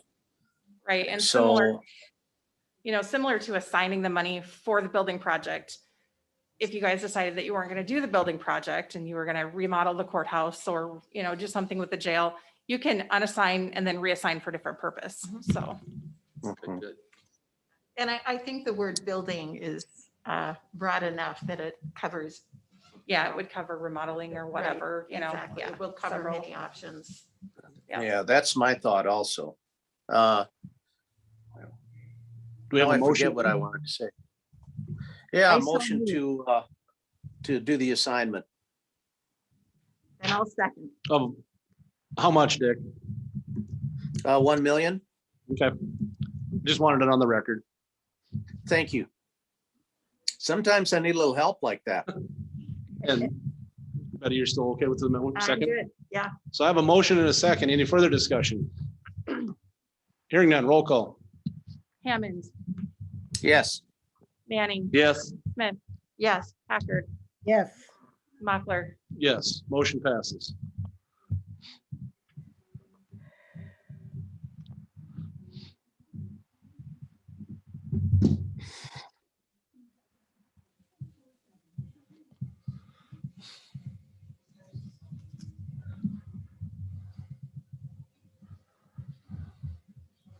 Let's see. I gotta find my grant policy. Looks like Rod is still around. Are you available for a question, Rod? No, Rod's not here. Nobody's on the screen. Oh. He's on the screen. And he logged in. Yep, I'm here. Yeah, I noticed that to Barco, there was gravel drop-off signs for 2270. That must be quite a few signs. What's that all about? Say that again? In the vouchers, there was a bill to Barco for gravel drop-off signs for $2,270. That's that's like two signs to label a drop-off deal. That's a lot per sign. What's the deal with that? Yeah, it should say shoulder drop off. And there was also a lot of other signs purchased on that bill. They didn't have them itemized. I have an itemized list of them all if you want to look at Sure, it. no, that's fine. Yep. But no, That's fine. I just saw that and I thought, how about Yeah. that? Maybe I should ask. Good okay. to ask about that. We have a limited amount of space that we can type things in that system, so. But that's Yeah. good to have. Understood. Is it possible to get the vouchers the day before? I try to send them out the day before. Jess was on vacation last week, and so she was kind of struggling to finish them yesterday. So I didn't get them out till this morning, but. Because it really helped, so you could look at it the night before. Yeah, I'll try to do that. And she tries to get them done. Sometimes last minute ones come in that we want to get on and get paid before the due date, but we try to do that. She was just on vacation and didn't have a lot of time. Okay, thanks. Having it come in the morning risks that we, like a lot of times, we end up continuing it because we haven't had time to read through them when they come the morning of the meeting. So you know, in a way, you're trading the risk of not paying all of them versus having for adding an item or two at the last minute. Yeah, I don't feel ready to vote on those vouchers because I start walking over here right about the time that they come into my inbox. So I haven't had a chance to review them. I guess my other question is whether when we could get a monthly update on budget expenditures. So, basically a look at what the budget looks like so that we know what the account balance is before we sign off on a voucher. I can send out the monthly budget report and it'll have a page for each department. Is that what you're looking for? Yeah, just actually there's a good model in that huge file that the library sent us. You can see what their budget updates look like, and normally, they're kind of once a month, but it has for each department, the accounts, what it's used for, what was budgeted for the year, what's been expended to date. Yeah, that's our monthly budget report. The only Great. difference is it's not on a one page with a line for each department. It's a page for each department with Yeah, each line that'd be item that they fine. have. So Sure, that would help me enormously. Okay. It would make a really, really big difference. And, even if you sent us a link or sent us a PDF once a month, then I think, it would really help us to, the other thing it would do is that before the end of the year, we would be able to look and see, what our surplus looks like. So we can anticipate, say, 3 months before the end of the year, where there's surplus money that, can be transferred elsewhere, what the end of the year is going to look like. I think it would be enormously helpful. Thank you. You've made my day. we already send that out to each department head at the end of the month, so that's no problem. Super.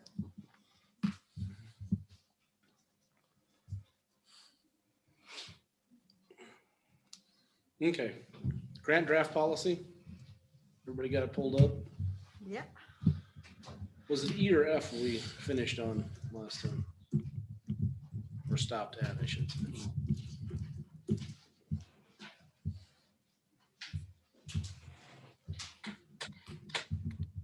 Pull out my paper copy here.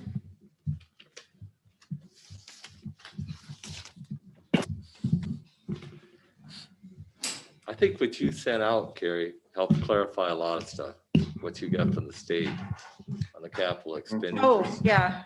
I think that clarified a lot of questions. We left off on E, Okay, All right, what page are you on? the first chapter. page 3.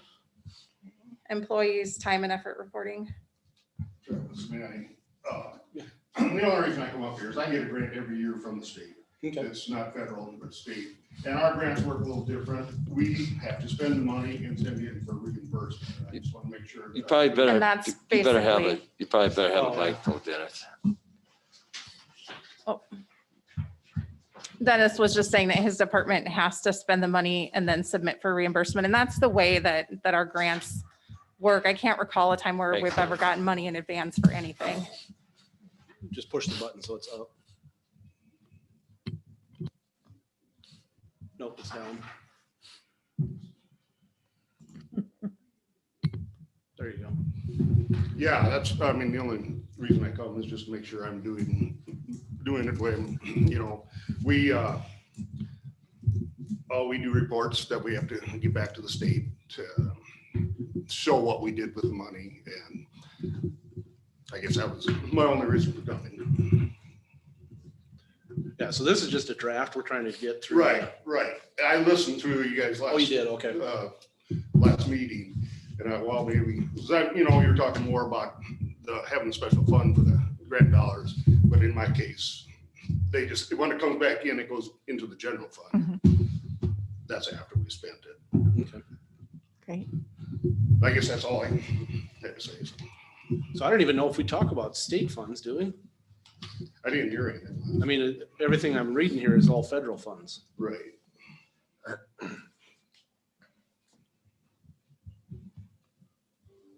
Alexis and I we're sending emails back and forth after the last meeting, and I brought that up too. So that maybe we should, instead of just specifically saying federal, say all grants, because even technically like the FEMA stuff is federal money, but it's passed through the state. So, you know, that's an Alexis question kind of a thing. I'm assuming she's there, but I can't see her. But a lot of the grants from the state are passed through from, or part is passed through from federal. yeah, but I also think we need to include private funding as well. If trying to think of a good example, but well, Basin Electric gives a little organization that we have for responders $500 a year. So, you know, these same guidelines should be put to that as well. So, you know, if we can determine the correct terminology, but again, I think it should be for all grants and not just specifically stating federal in this all the time too. Yep, I agree. And I do too. I mean, I think it just makes sense. It's a county policy about, you know, addressing funding from other sources. And yes, it's revolves around federal guidance for that. But if it's policies we need to adhere to, we should have them consistent across the board. I mean, I think isn't that kind of the intent with the title, you know, Clay County Uniform Grant Guidance Policies and Procedures? Right. I mean, it's But throughout uniform. the thing, it's just talking about federal grants and federal funding. Yeah, so you know, we could have a statement in there that I think we can just change guidance is federal to uniform for grants, all type right? of grants. Or I mean, so I think the deal is that the federal feedback policies or the federal reporting policies are stricter than state or nonprofit or wherever else we might be getting money from. And so, you know, if you're adhering to the federal policies, you're covering the state. So I think we could just remove federal every time it says funds, right? Just remove federal and put in grant funds, and then it applies to any grant we get. Because, you know, I mean, yeah. And the state is required to do all this reporting for the feds. And so they're going to be asking us mostly the same questions anyway. And I think, like, I got a private grant for elections last year. And I think when you're agreeing to that grant, you're agreed to their reporting requirements. And so, I mean, they were different than what a federal reporting requirement would be, but that's what you agree to when you get the money, I think. Yeah, I think put grants in there instead of federal, cover everything and pretty universal. Yeah, uniform. Okay, that's all I want to clarify. Okay, thanks a lot, Dennis. Thanks, Dennis. I agree with that verbiage change, but I don't know that I think that federal grants are always more restrictive than state or other grants. Sometimes there's some really odd requirements that are tossed in by other granting agencies, usually state, that the feds wouldn't even think of. We wouldn't consider some of these things. Yep. But hopefully they can just do it one time and it covers everybody. Correct. Yeah, I agree with that verbiage change. Okay, so then we go to record keeping. I think they just wanted that, the including emails is just added. I don't think are there any questions on that? No. Just one, hold them as long as what your department records retention situation is. In my case, 7 years is what emergency management says. But I think for federal grants, I think they have their own records keeping. It's something like 3 years after the grant has officially closed. Well, this one says 5 years. Or is it 5? Okay. A minimum of 5. It says a minimum of 5. That's so 7 years would be fine. I mean, the way it's written is fine. It's a minimum 5 years, which would be inclusive of the 7-year limit. Yep.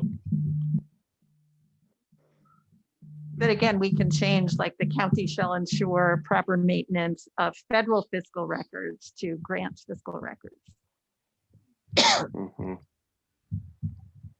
And then amount of federal funds should be amount of grant funds and so on. Yep.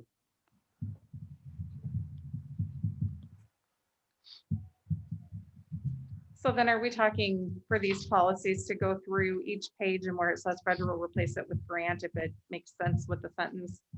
Okay. Yeah. So we don't have a records management plan, correct? For my office, I follow the state. They have a manual for each elected office. Okay. So I follow that. Yeah, we probably should have a records management plan. You know, I think every, you know, it would really just be a matter of asking departments to consult relevant statutes and, you know, assemble it all. I don't think it would be an enormous task, but it would be a good thing to do. Well, apparently they already use it from the state. The states, I think it's the state archives office that prescribes one for each office. So I would replace that language referencing that specifically then. The records management plan one. Right. So we're just, So rather than, you know, I would say something to the effect of, as a part of a records management plan, or however you want to say that. our The records management. county has adopted the, I'm looking for The this. state archives. Well, plan. I mean, I'm out on this, the state of South Dakota Bureau of Administration. There's record retention manuals for counties. There's a county auditor's manual, emergency management, equalization, all of those things. And so each different department has its own manual with its own guidance about record retention. That's certainly what our office follows too, is the state's attorney's records retention manual put in place by the state via their records management division, I guess you'd say, for the Bureau of Administration. So I don't know how you want to put that, but I would make specific reference that our policy is we've adopted the state policies for records retention via the records retention manuals for South Dakota counties. And then as those update, you know, I mean, some of them have been updated far more recently than others. Emergency management was last updated in 2016 versus County Veteran Services, 1985. It just varies. But then as those update, our policies update, and each department head is responsible appropriately for their own knowledge and updating their records retention accordingly. Yeah, and then we may want to just add you know, a little phrase that says unless a particular grant requires stricter standards, in which case the stricter standards will be adhered to. Yeah, that's a good idea. Kind of in conjunction, like with what you were referencing, Carrie, about how some of them say you have to maintain records for X number of years beyond. So that would be appropriate, whichever the stricter standard is. So then which sentence am I changing here? Am I changing that first section as part of the records management plan, the county shall? So as part of the records management plan prescribed by the state, like how do we want to? About the county has adopted state records retention standards unless a grant shall require a stricter standard. Should I just add a sentence prior to that little paragraph there? Well, I think we want to get rid of maintain records management plan and related policy and administrative, right? Oh, wait, maybe I'm. So under section F, record keeping, Mhm. rather than saying the county shall develop and maintain a records management plan, the county has adopted the records retention, what? Sorry, State Betty. records retention standards. The county has adopted the state records retention. Standards, because there's more than one. And so maybe comma. Unless,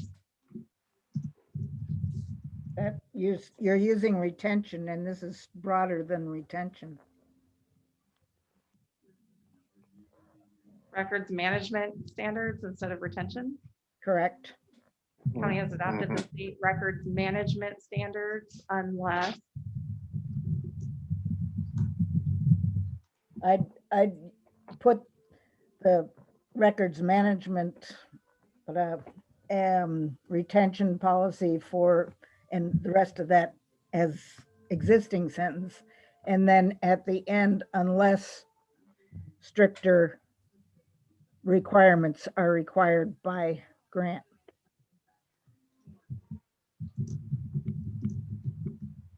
So it's an after rather than in the middle. Because you are using that management plan for related policies, administrative regulations for retention, retrieval and disposition of manual and electronic records, et cetera, including emails. And then, or possibly an added sentence, if stricter requirements are required, they shall be followed.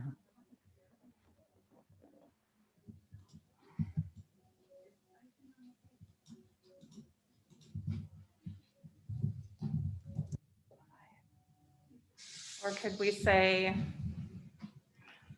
okay, so the county has adopted the state records, do we say management and retention standards?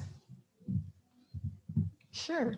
And then leave the rest of the sentence up to including emails, and then just add unless stricter management and or retention is required by a grant, or do we? Yeah, I don't know that we even need the end of that sentence. I always think simpler is better. And I'm not sure that, I mean, all those other things in the rest of the sentence are covered in state records management and retention standards. So, and those standards may change. And we might be better off leaving that general term rather than going into specifics, because, next week they could invent a whole different medium of information exchange, and we would have to change the policy again and again to keep up. Whereas this way, every time state standards change, we change. So then we just go from standards, where it says standards, cut out everything to emails, and then say unless stricter management and or retention is required by your grant. Yep.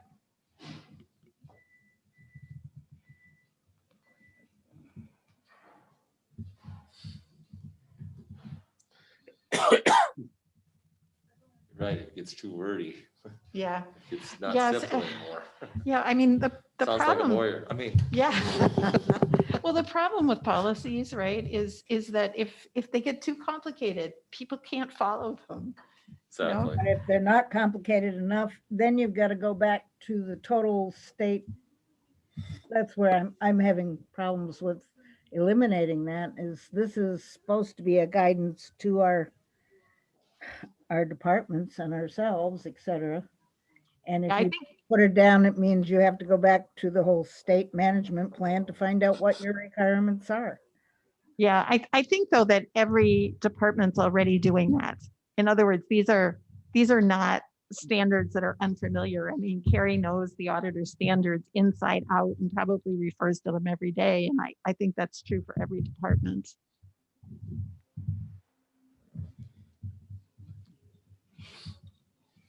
So are we good on F then? Right.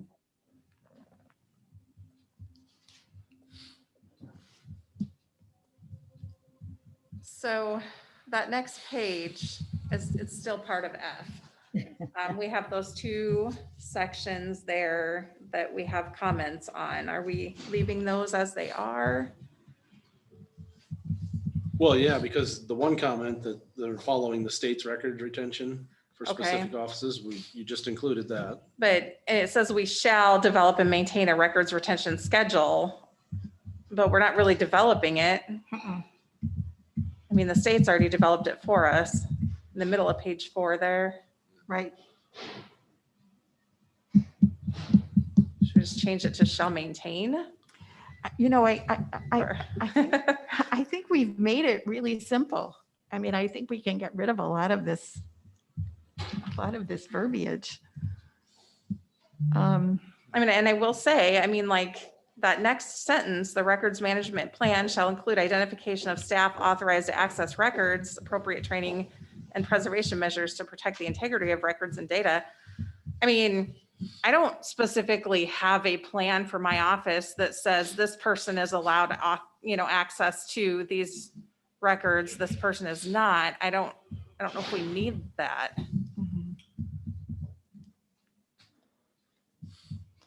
Let's see. So we can probably just get rid of those two sentences. Because you added the retention period Yeah, I and method of mean, disposal. If we're following the state, I don't know that we need that previous sentence either, so. And we talked about training and we've already, I mean, the training is in another section of who is supposed to be trained on it. And the preservation measures, we've already just, should have just taken care of.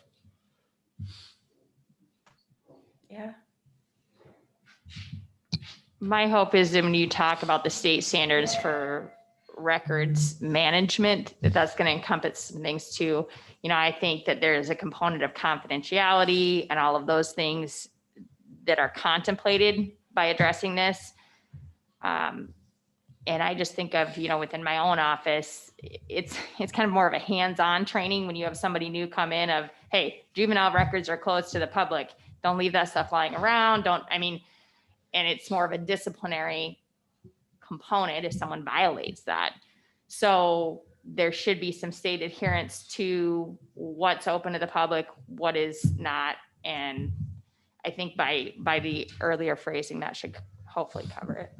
Yeah, and that last paragraph in that section, the counties shall ensure that all personally identifiable data protected by law or regulation, is handled in accordance with the requirements of, that's a good sentence. So I think we could get rid of a lot of the stuff that above it because, we've really made it more concise and probably more useful. Okay, so just get rid of those two, the two sentences above it.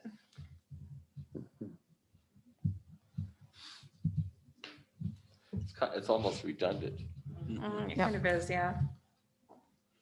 Whenever are you good? Yep, Okay. I'm good. So G, subrecipient monitoring. Couple things.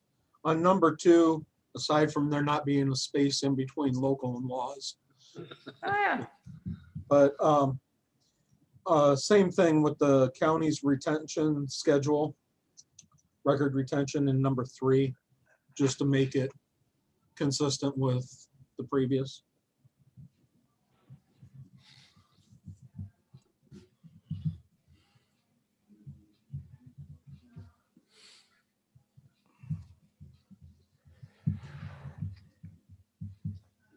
So maybe change it to record management and retention or / retention. Is that what you're suggesting? Sure. Just so however the wording is in the previous section, it just remains consistent in that little blurb. Okay.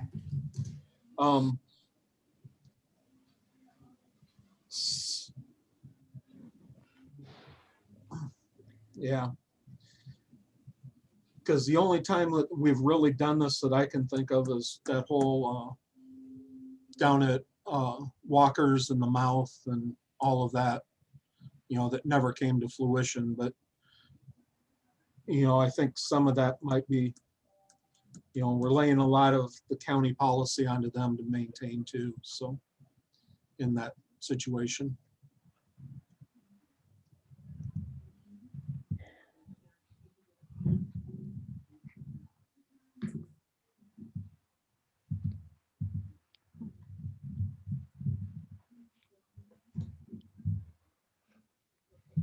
Anything else for G then?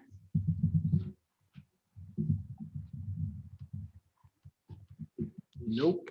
So H.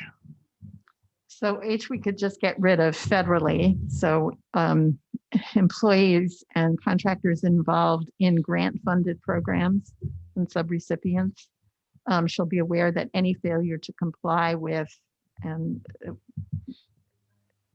That federal's got to stay. well, Federal, state, and local laws, regulations. Yep.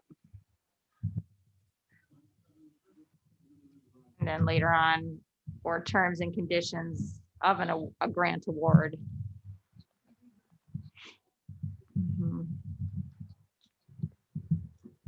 So keep federal law, change the other two federals in the first part of the sentence there to grant. And then may result in the federal awarding agency or pass-through entity. May result in the awarding agency. Maybe just get rid of federal altogether. Yep, that works for me. Yeah. Sounds pretty good. But then we needed to add in that second sentence, federal law, federal, state, and local law. Yep. Right? Did you get that one, Karen?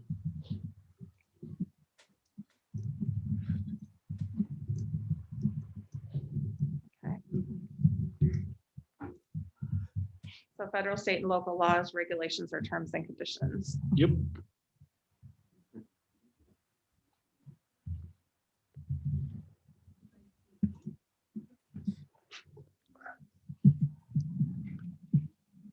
Hang on, we're through chapter 1. Right. Gee.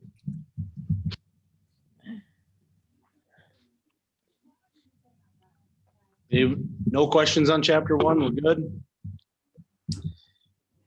Chapter 2, travel reimbursement authority.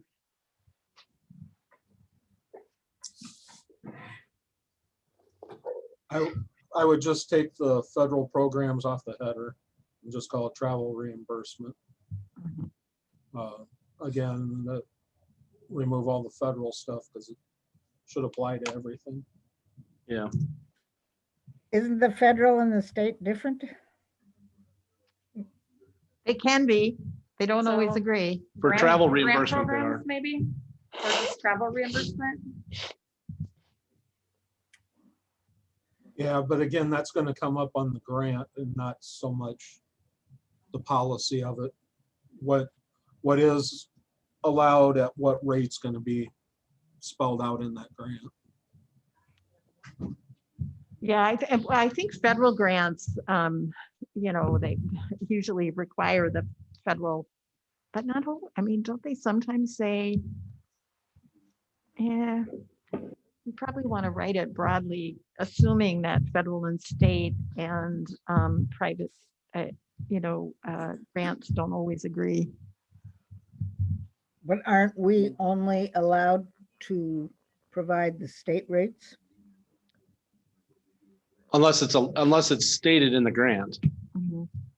So I think if you just got rid of federal programs, Just say travel reimbursement. yeah. And then that'll cover everything. Because if it allows the higher travel reimbursements in a federal grant, then I would assume that's what you would go with. And if it doesn't state it, then it would be the state rate.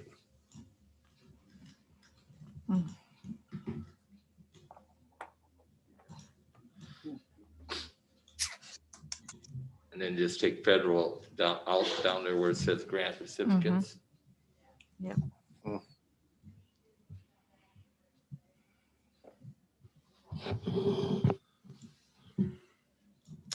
So under authority, the very last section there, as a grant recipient. Right.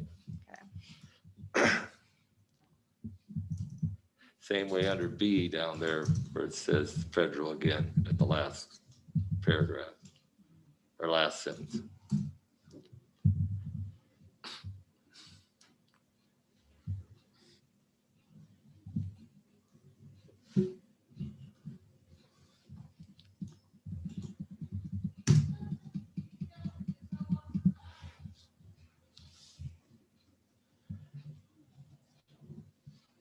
And for C,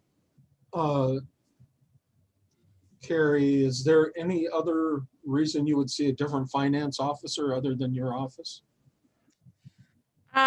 No. I think that's in there. Other counties have used this policy and like, for example, Brookings County has combined their auditor and treasurer positions into a finance officer. So Okay. in that situation, but no, I don't. Well, I mean, think so. it's finance officer or designated employee, so that covers. It does, it covers. But we can be more specific and say auditor, yeah? We could. I mean, that seems more clear to me since it's our county's policy and we have an auditor system. And we don't technically have a finance officer. Right. Nobody's titled that anyway.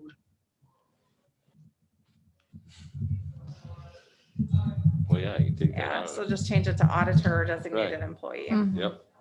Yeah, that's the right way to do it.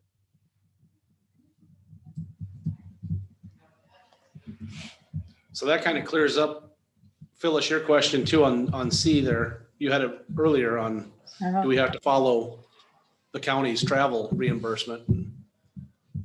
That states it right there, we do, no matter what the federal one says. That's what I was under the understanding that is true. Yep, so that's in there.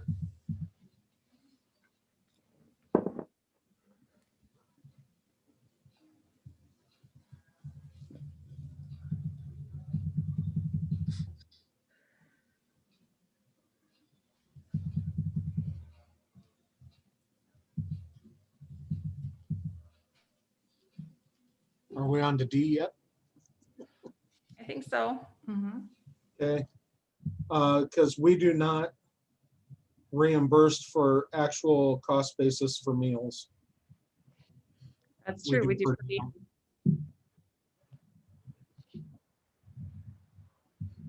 Although I wonder with federal grants, if it's written that way because maybe they reimburse on an actual cost basis.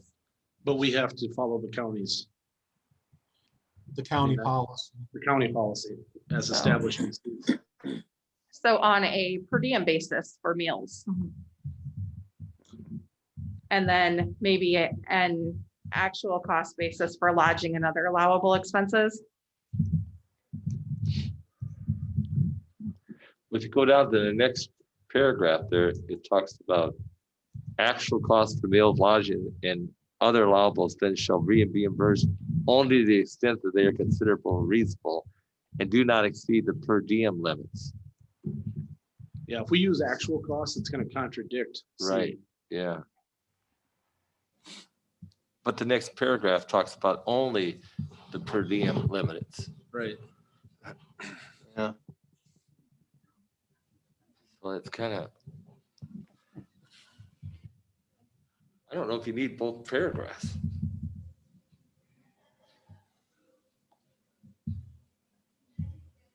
Yeah, I think that second paragraph can be completely gone. It's just restating the county Right. policy. Right. Yeah, I think the first paragraph was written contemplating that the person was using their personal vehicle, but then the rest of it is redundant with that second paragraph. Correct. So I think if we just combined, if that part of the sentence that talks about the employee's personal vehicle and then go into that second paragraph. Yeah, I think they can be combined. Yeah, maybe just combine the paragraphs to say travel costs shall be reimbursed on a mileage basis for travel using an employee's personal vehicle, period. Mileage reimbursements shall be at the rate approved by the commission for other county travel reimbursements, actual costs, just leave the rest of that the same. I agree. Again, simplify it.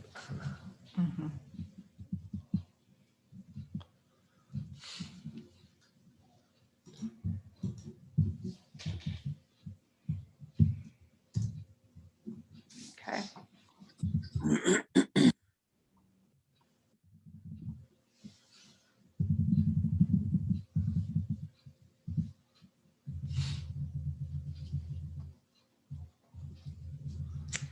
So that next sentence, in addition, if costs for lodging, other subsistence and incidental expenses are charged directly to the federal award, should we say to the grant?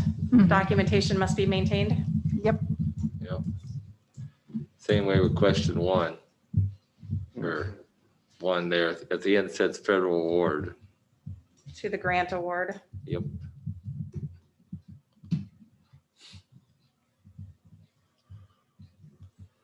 I think the rest of it is all right, isn't it?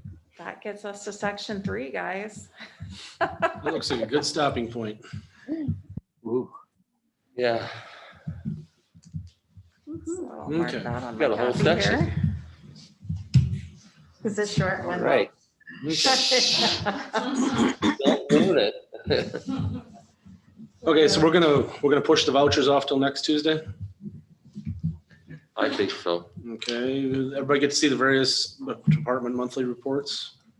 Yes. Yeah. Okay, joint jurisdiction, we meet this Thursday, the working group again. So we'll see what happens there. Executive session, do you? I have a personnel matter I'd like to visit with you guys about an executive session, please. Personal or personnel? Personnel. Darn it. I thought it was gonna get good. So we got a motion to go into executive session? I'll make a motion to go into executive session for personnel. Oh, sorry, Lane, one second. Just one What? quick thing before I leave. I sent you a text and an email from Amanda that's got Yep. all the documents, so. Okay, Just so you know what the township's doing. So, all right, thank you. thanks. Thank you. Okay, Okay, so I need to, let's see, move to waiting room and pause, right? Okay, so those in there are the only ones in there. Oh yeah, we didn't vote on the motion to go into executive session, sorry. We So I've had got a a motion motion from by Mike. Mike. I'll second. in a second. All those in favor say aye. Or, Aye. sorry, roll call. Oops. Hammond, Roll call. Yes. Manning, Yes. Smith, Yes, Packard, Yes. Mochler. Yes, we're in executive. I want to report on the Parks Board meeting too. Oh, okay. Yeah. So we're back in regular session. Betty? We're ready? Yep. Okay. So the Parks Board met this past week and Dick and I both came. Just a few things going on. One is that there's going to be a large hammock event.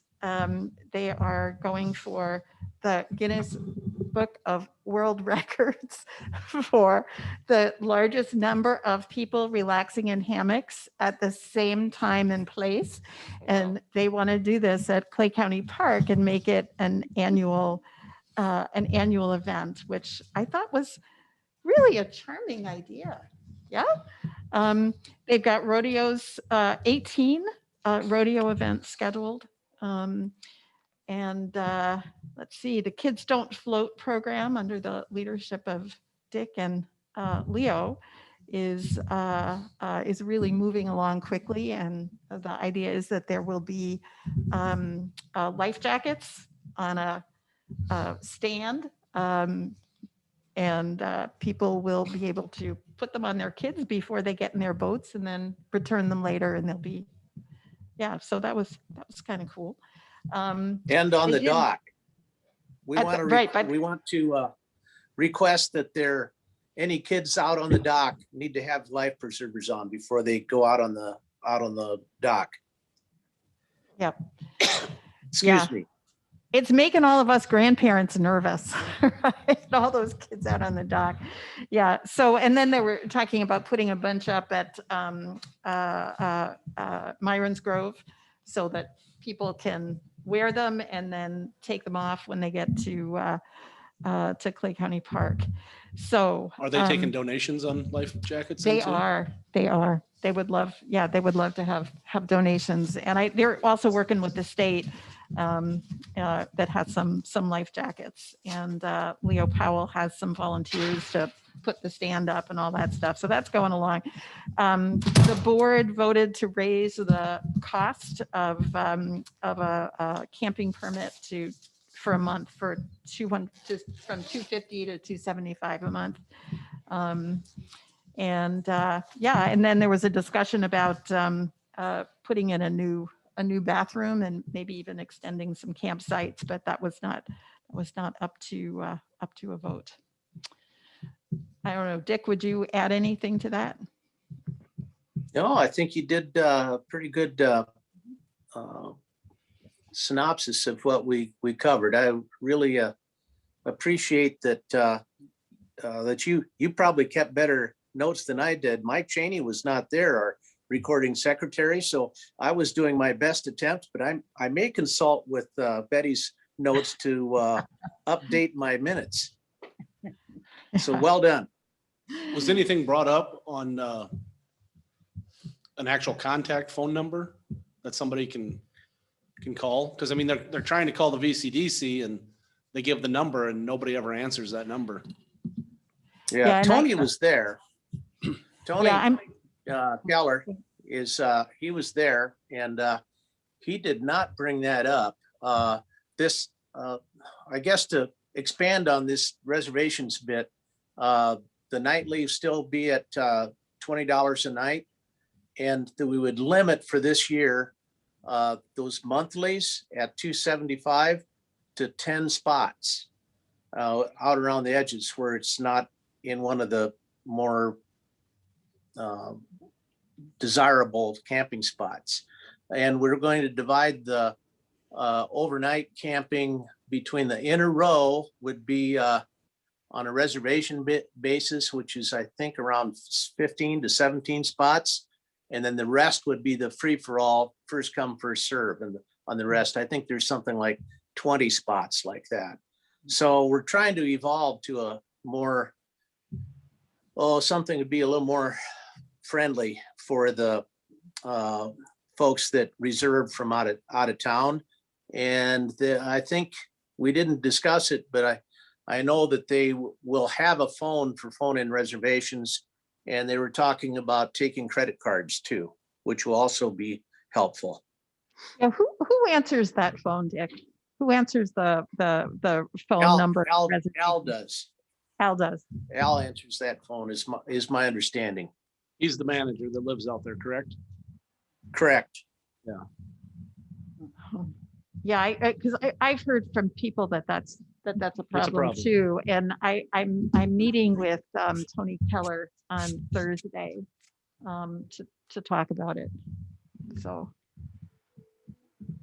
I know the chamber would like to offer a reservation service at, and we've never talked about it at some cost, but and I've told Tony myself that I know that the board would be really happy with having the chamber take over reservation service as long as it didn't cost the board anything.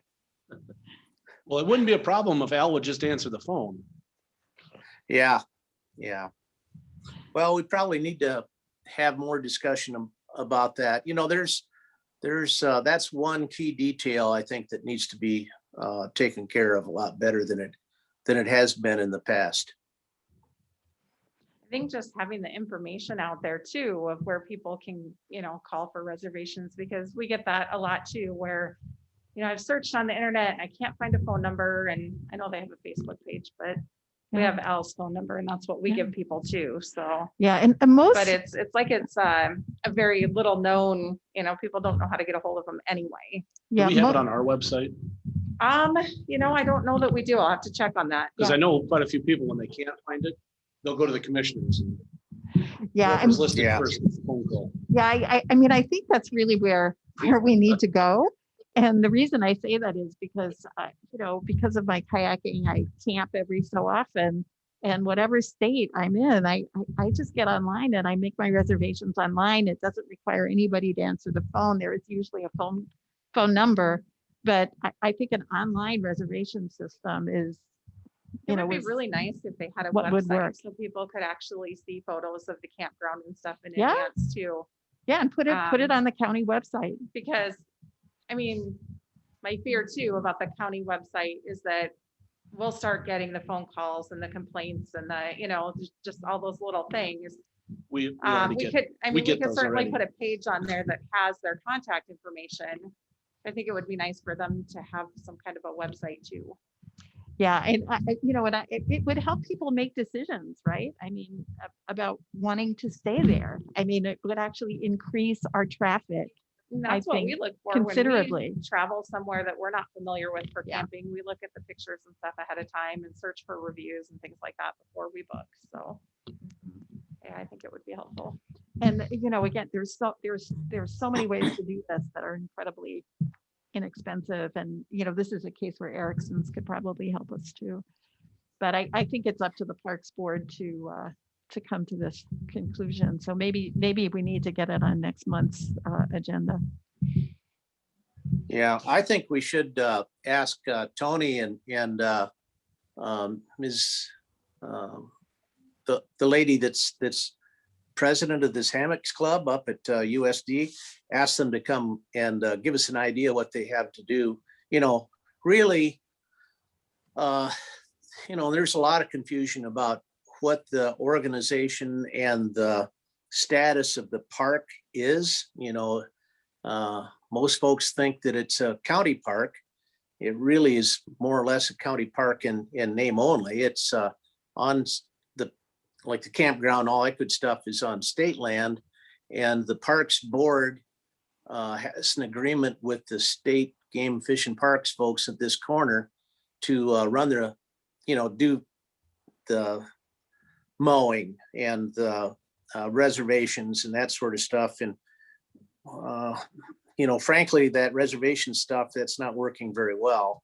And if we can kind of influence an improvement in that, would be really a good thing.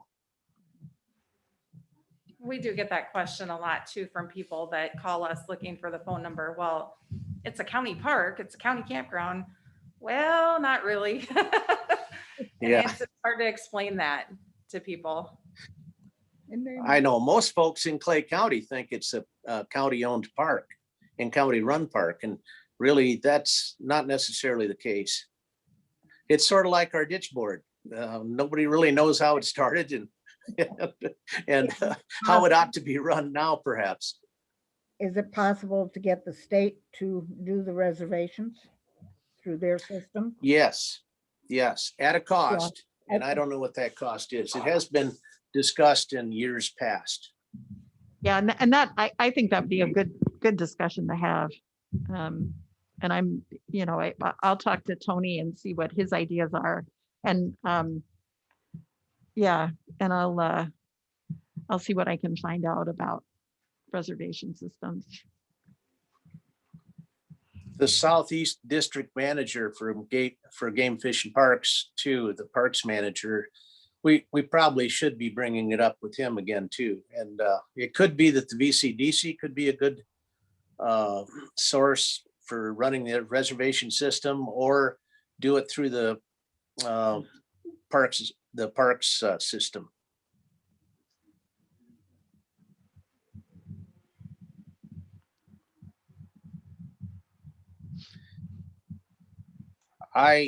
Just for information purposes, the way we run it now, I did a little back of the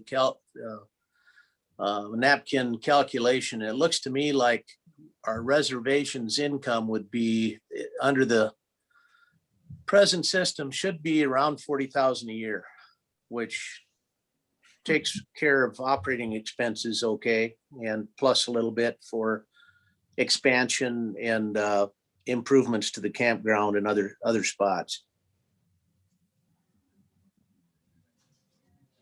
Great.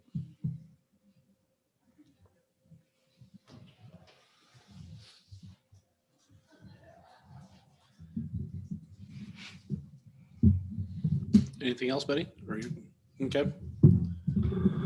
I'll entertain a motion to adjourn. So move. Second, Motion in 2 seconds. Apologies. Roll call. Hammond, Yes. Manning, Yes. Smith, Yes. Packard, yes. Mochler. Yes, meeting adjourned. Thank you. Yeah. Apologies for jumping in on the vouchers question to Rod. I just saw that he was on board, and I knew he'd be the guy I'd have to furnish the answer to me. That's all right. He probably has looked at those bills a little bit closer than I have even at this point yet, so. Sure. Well, thank you. Thanks all. Thanks.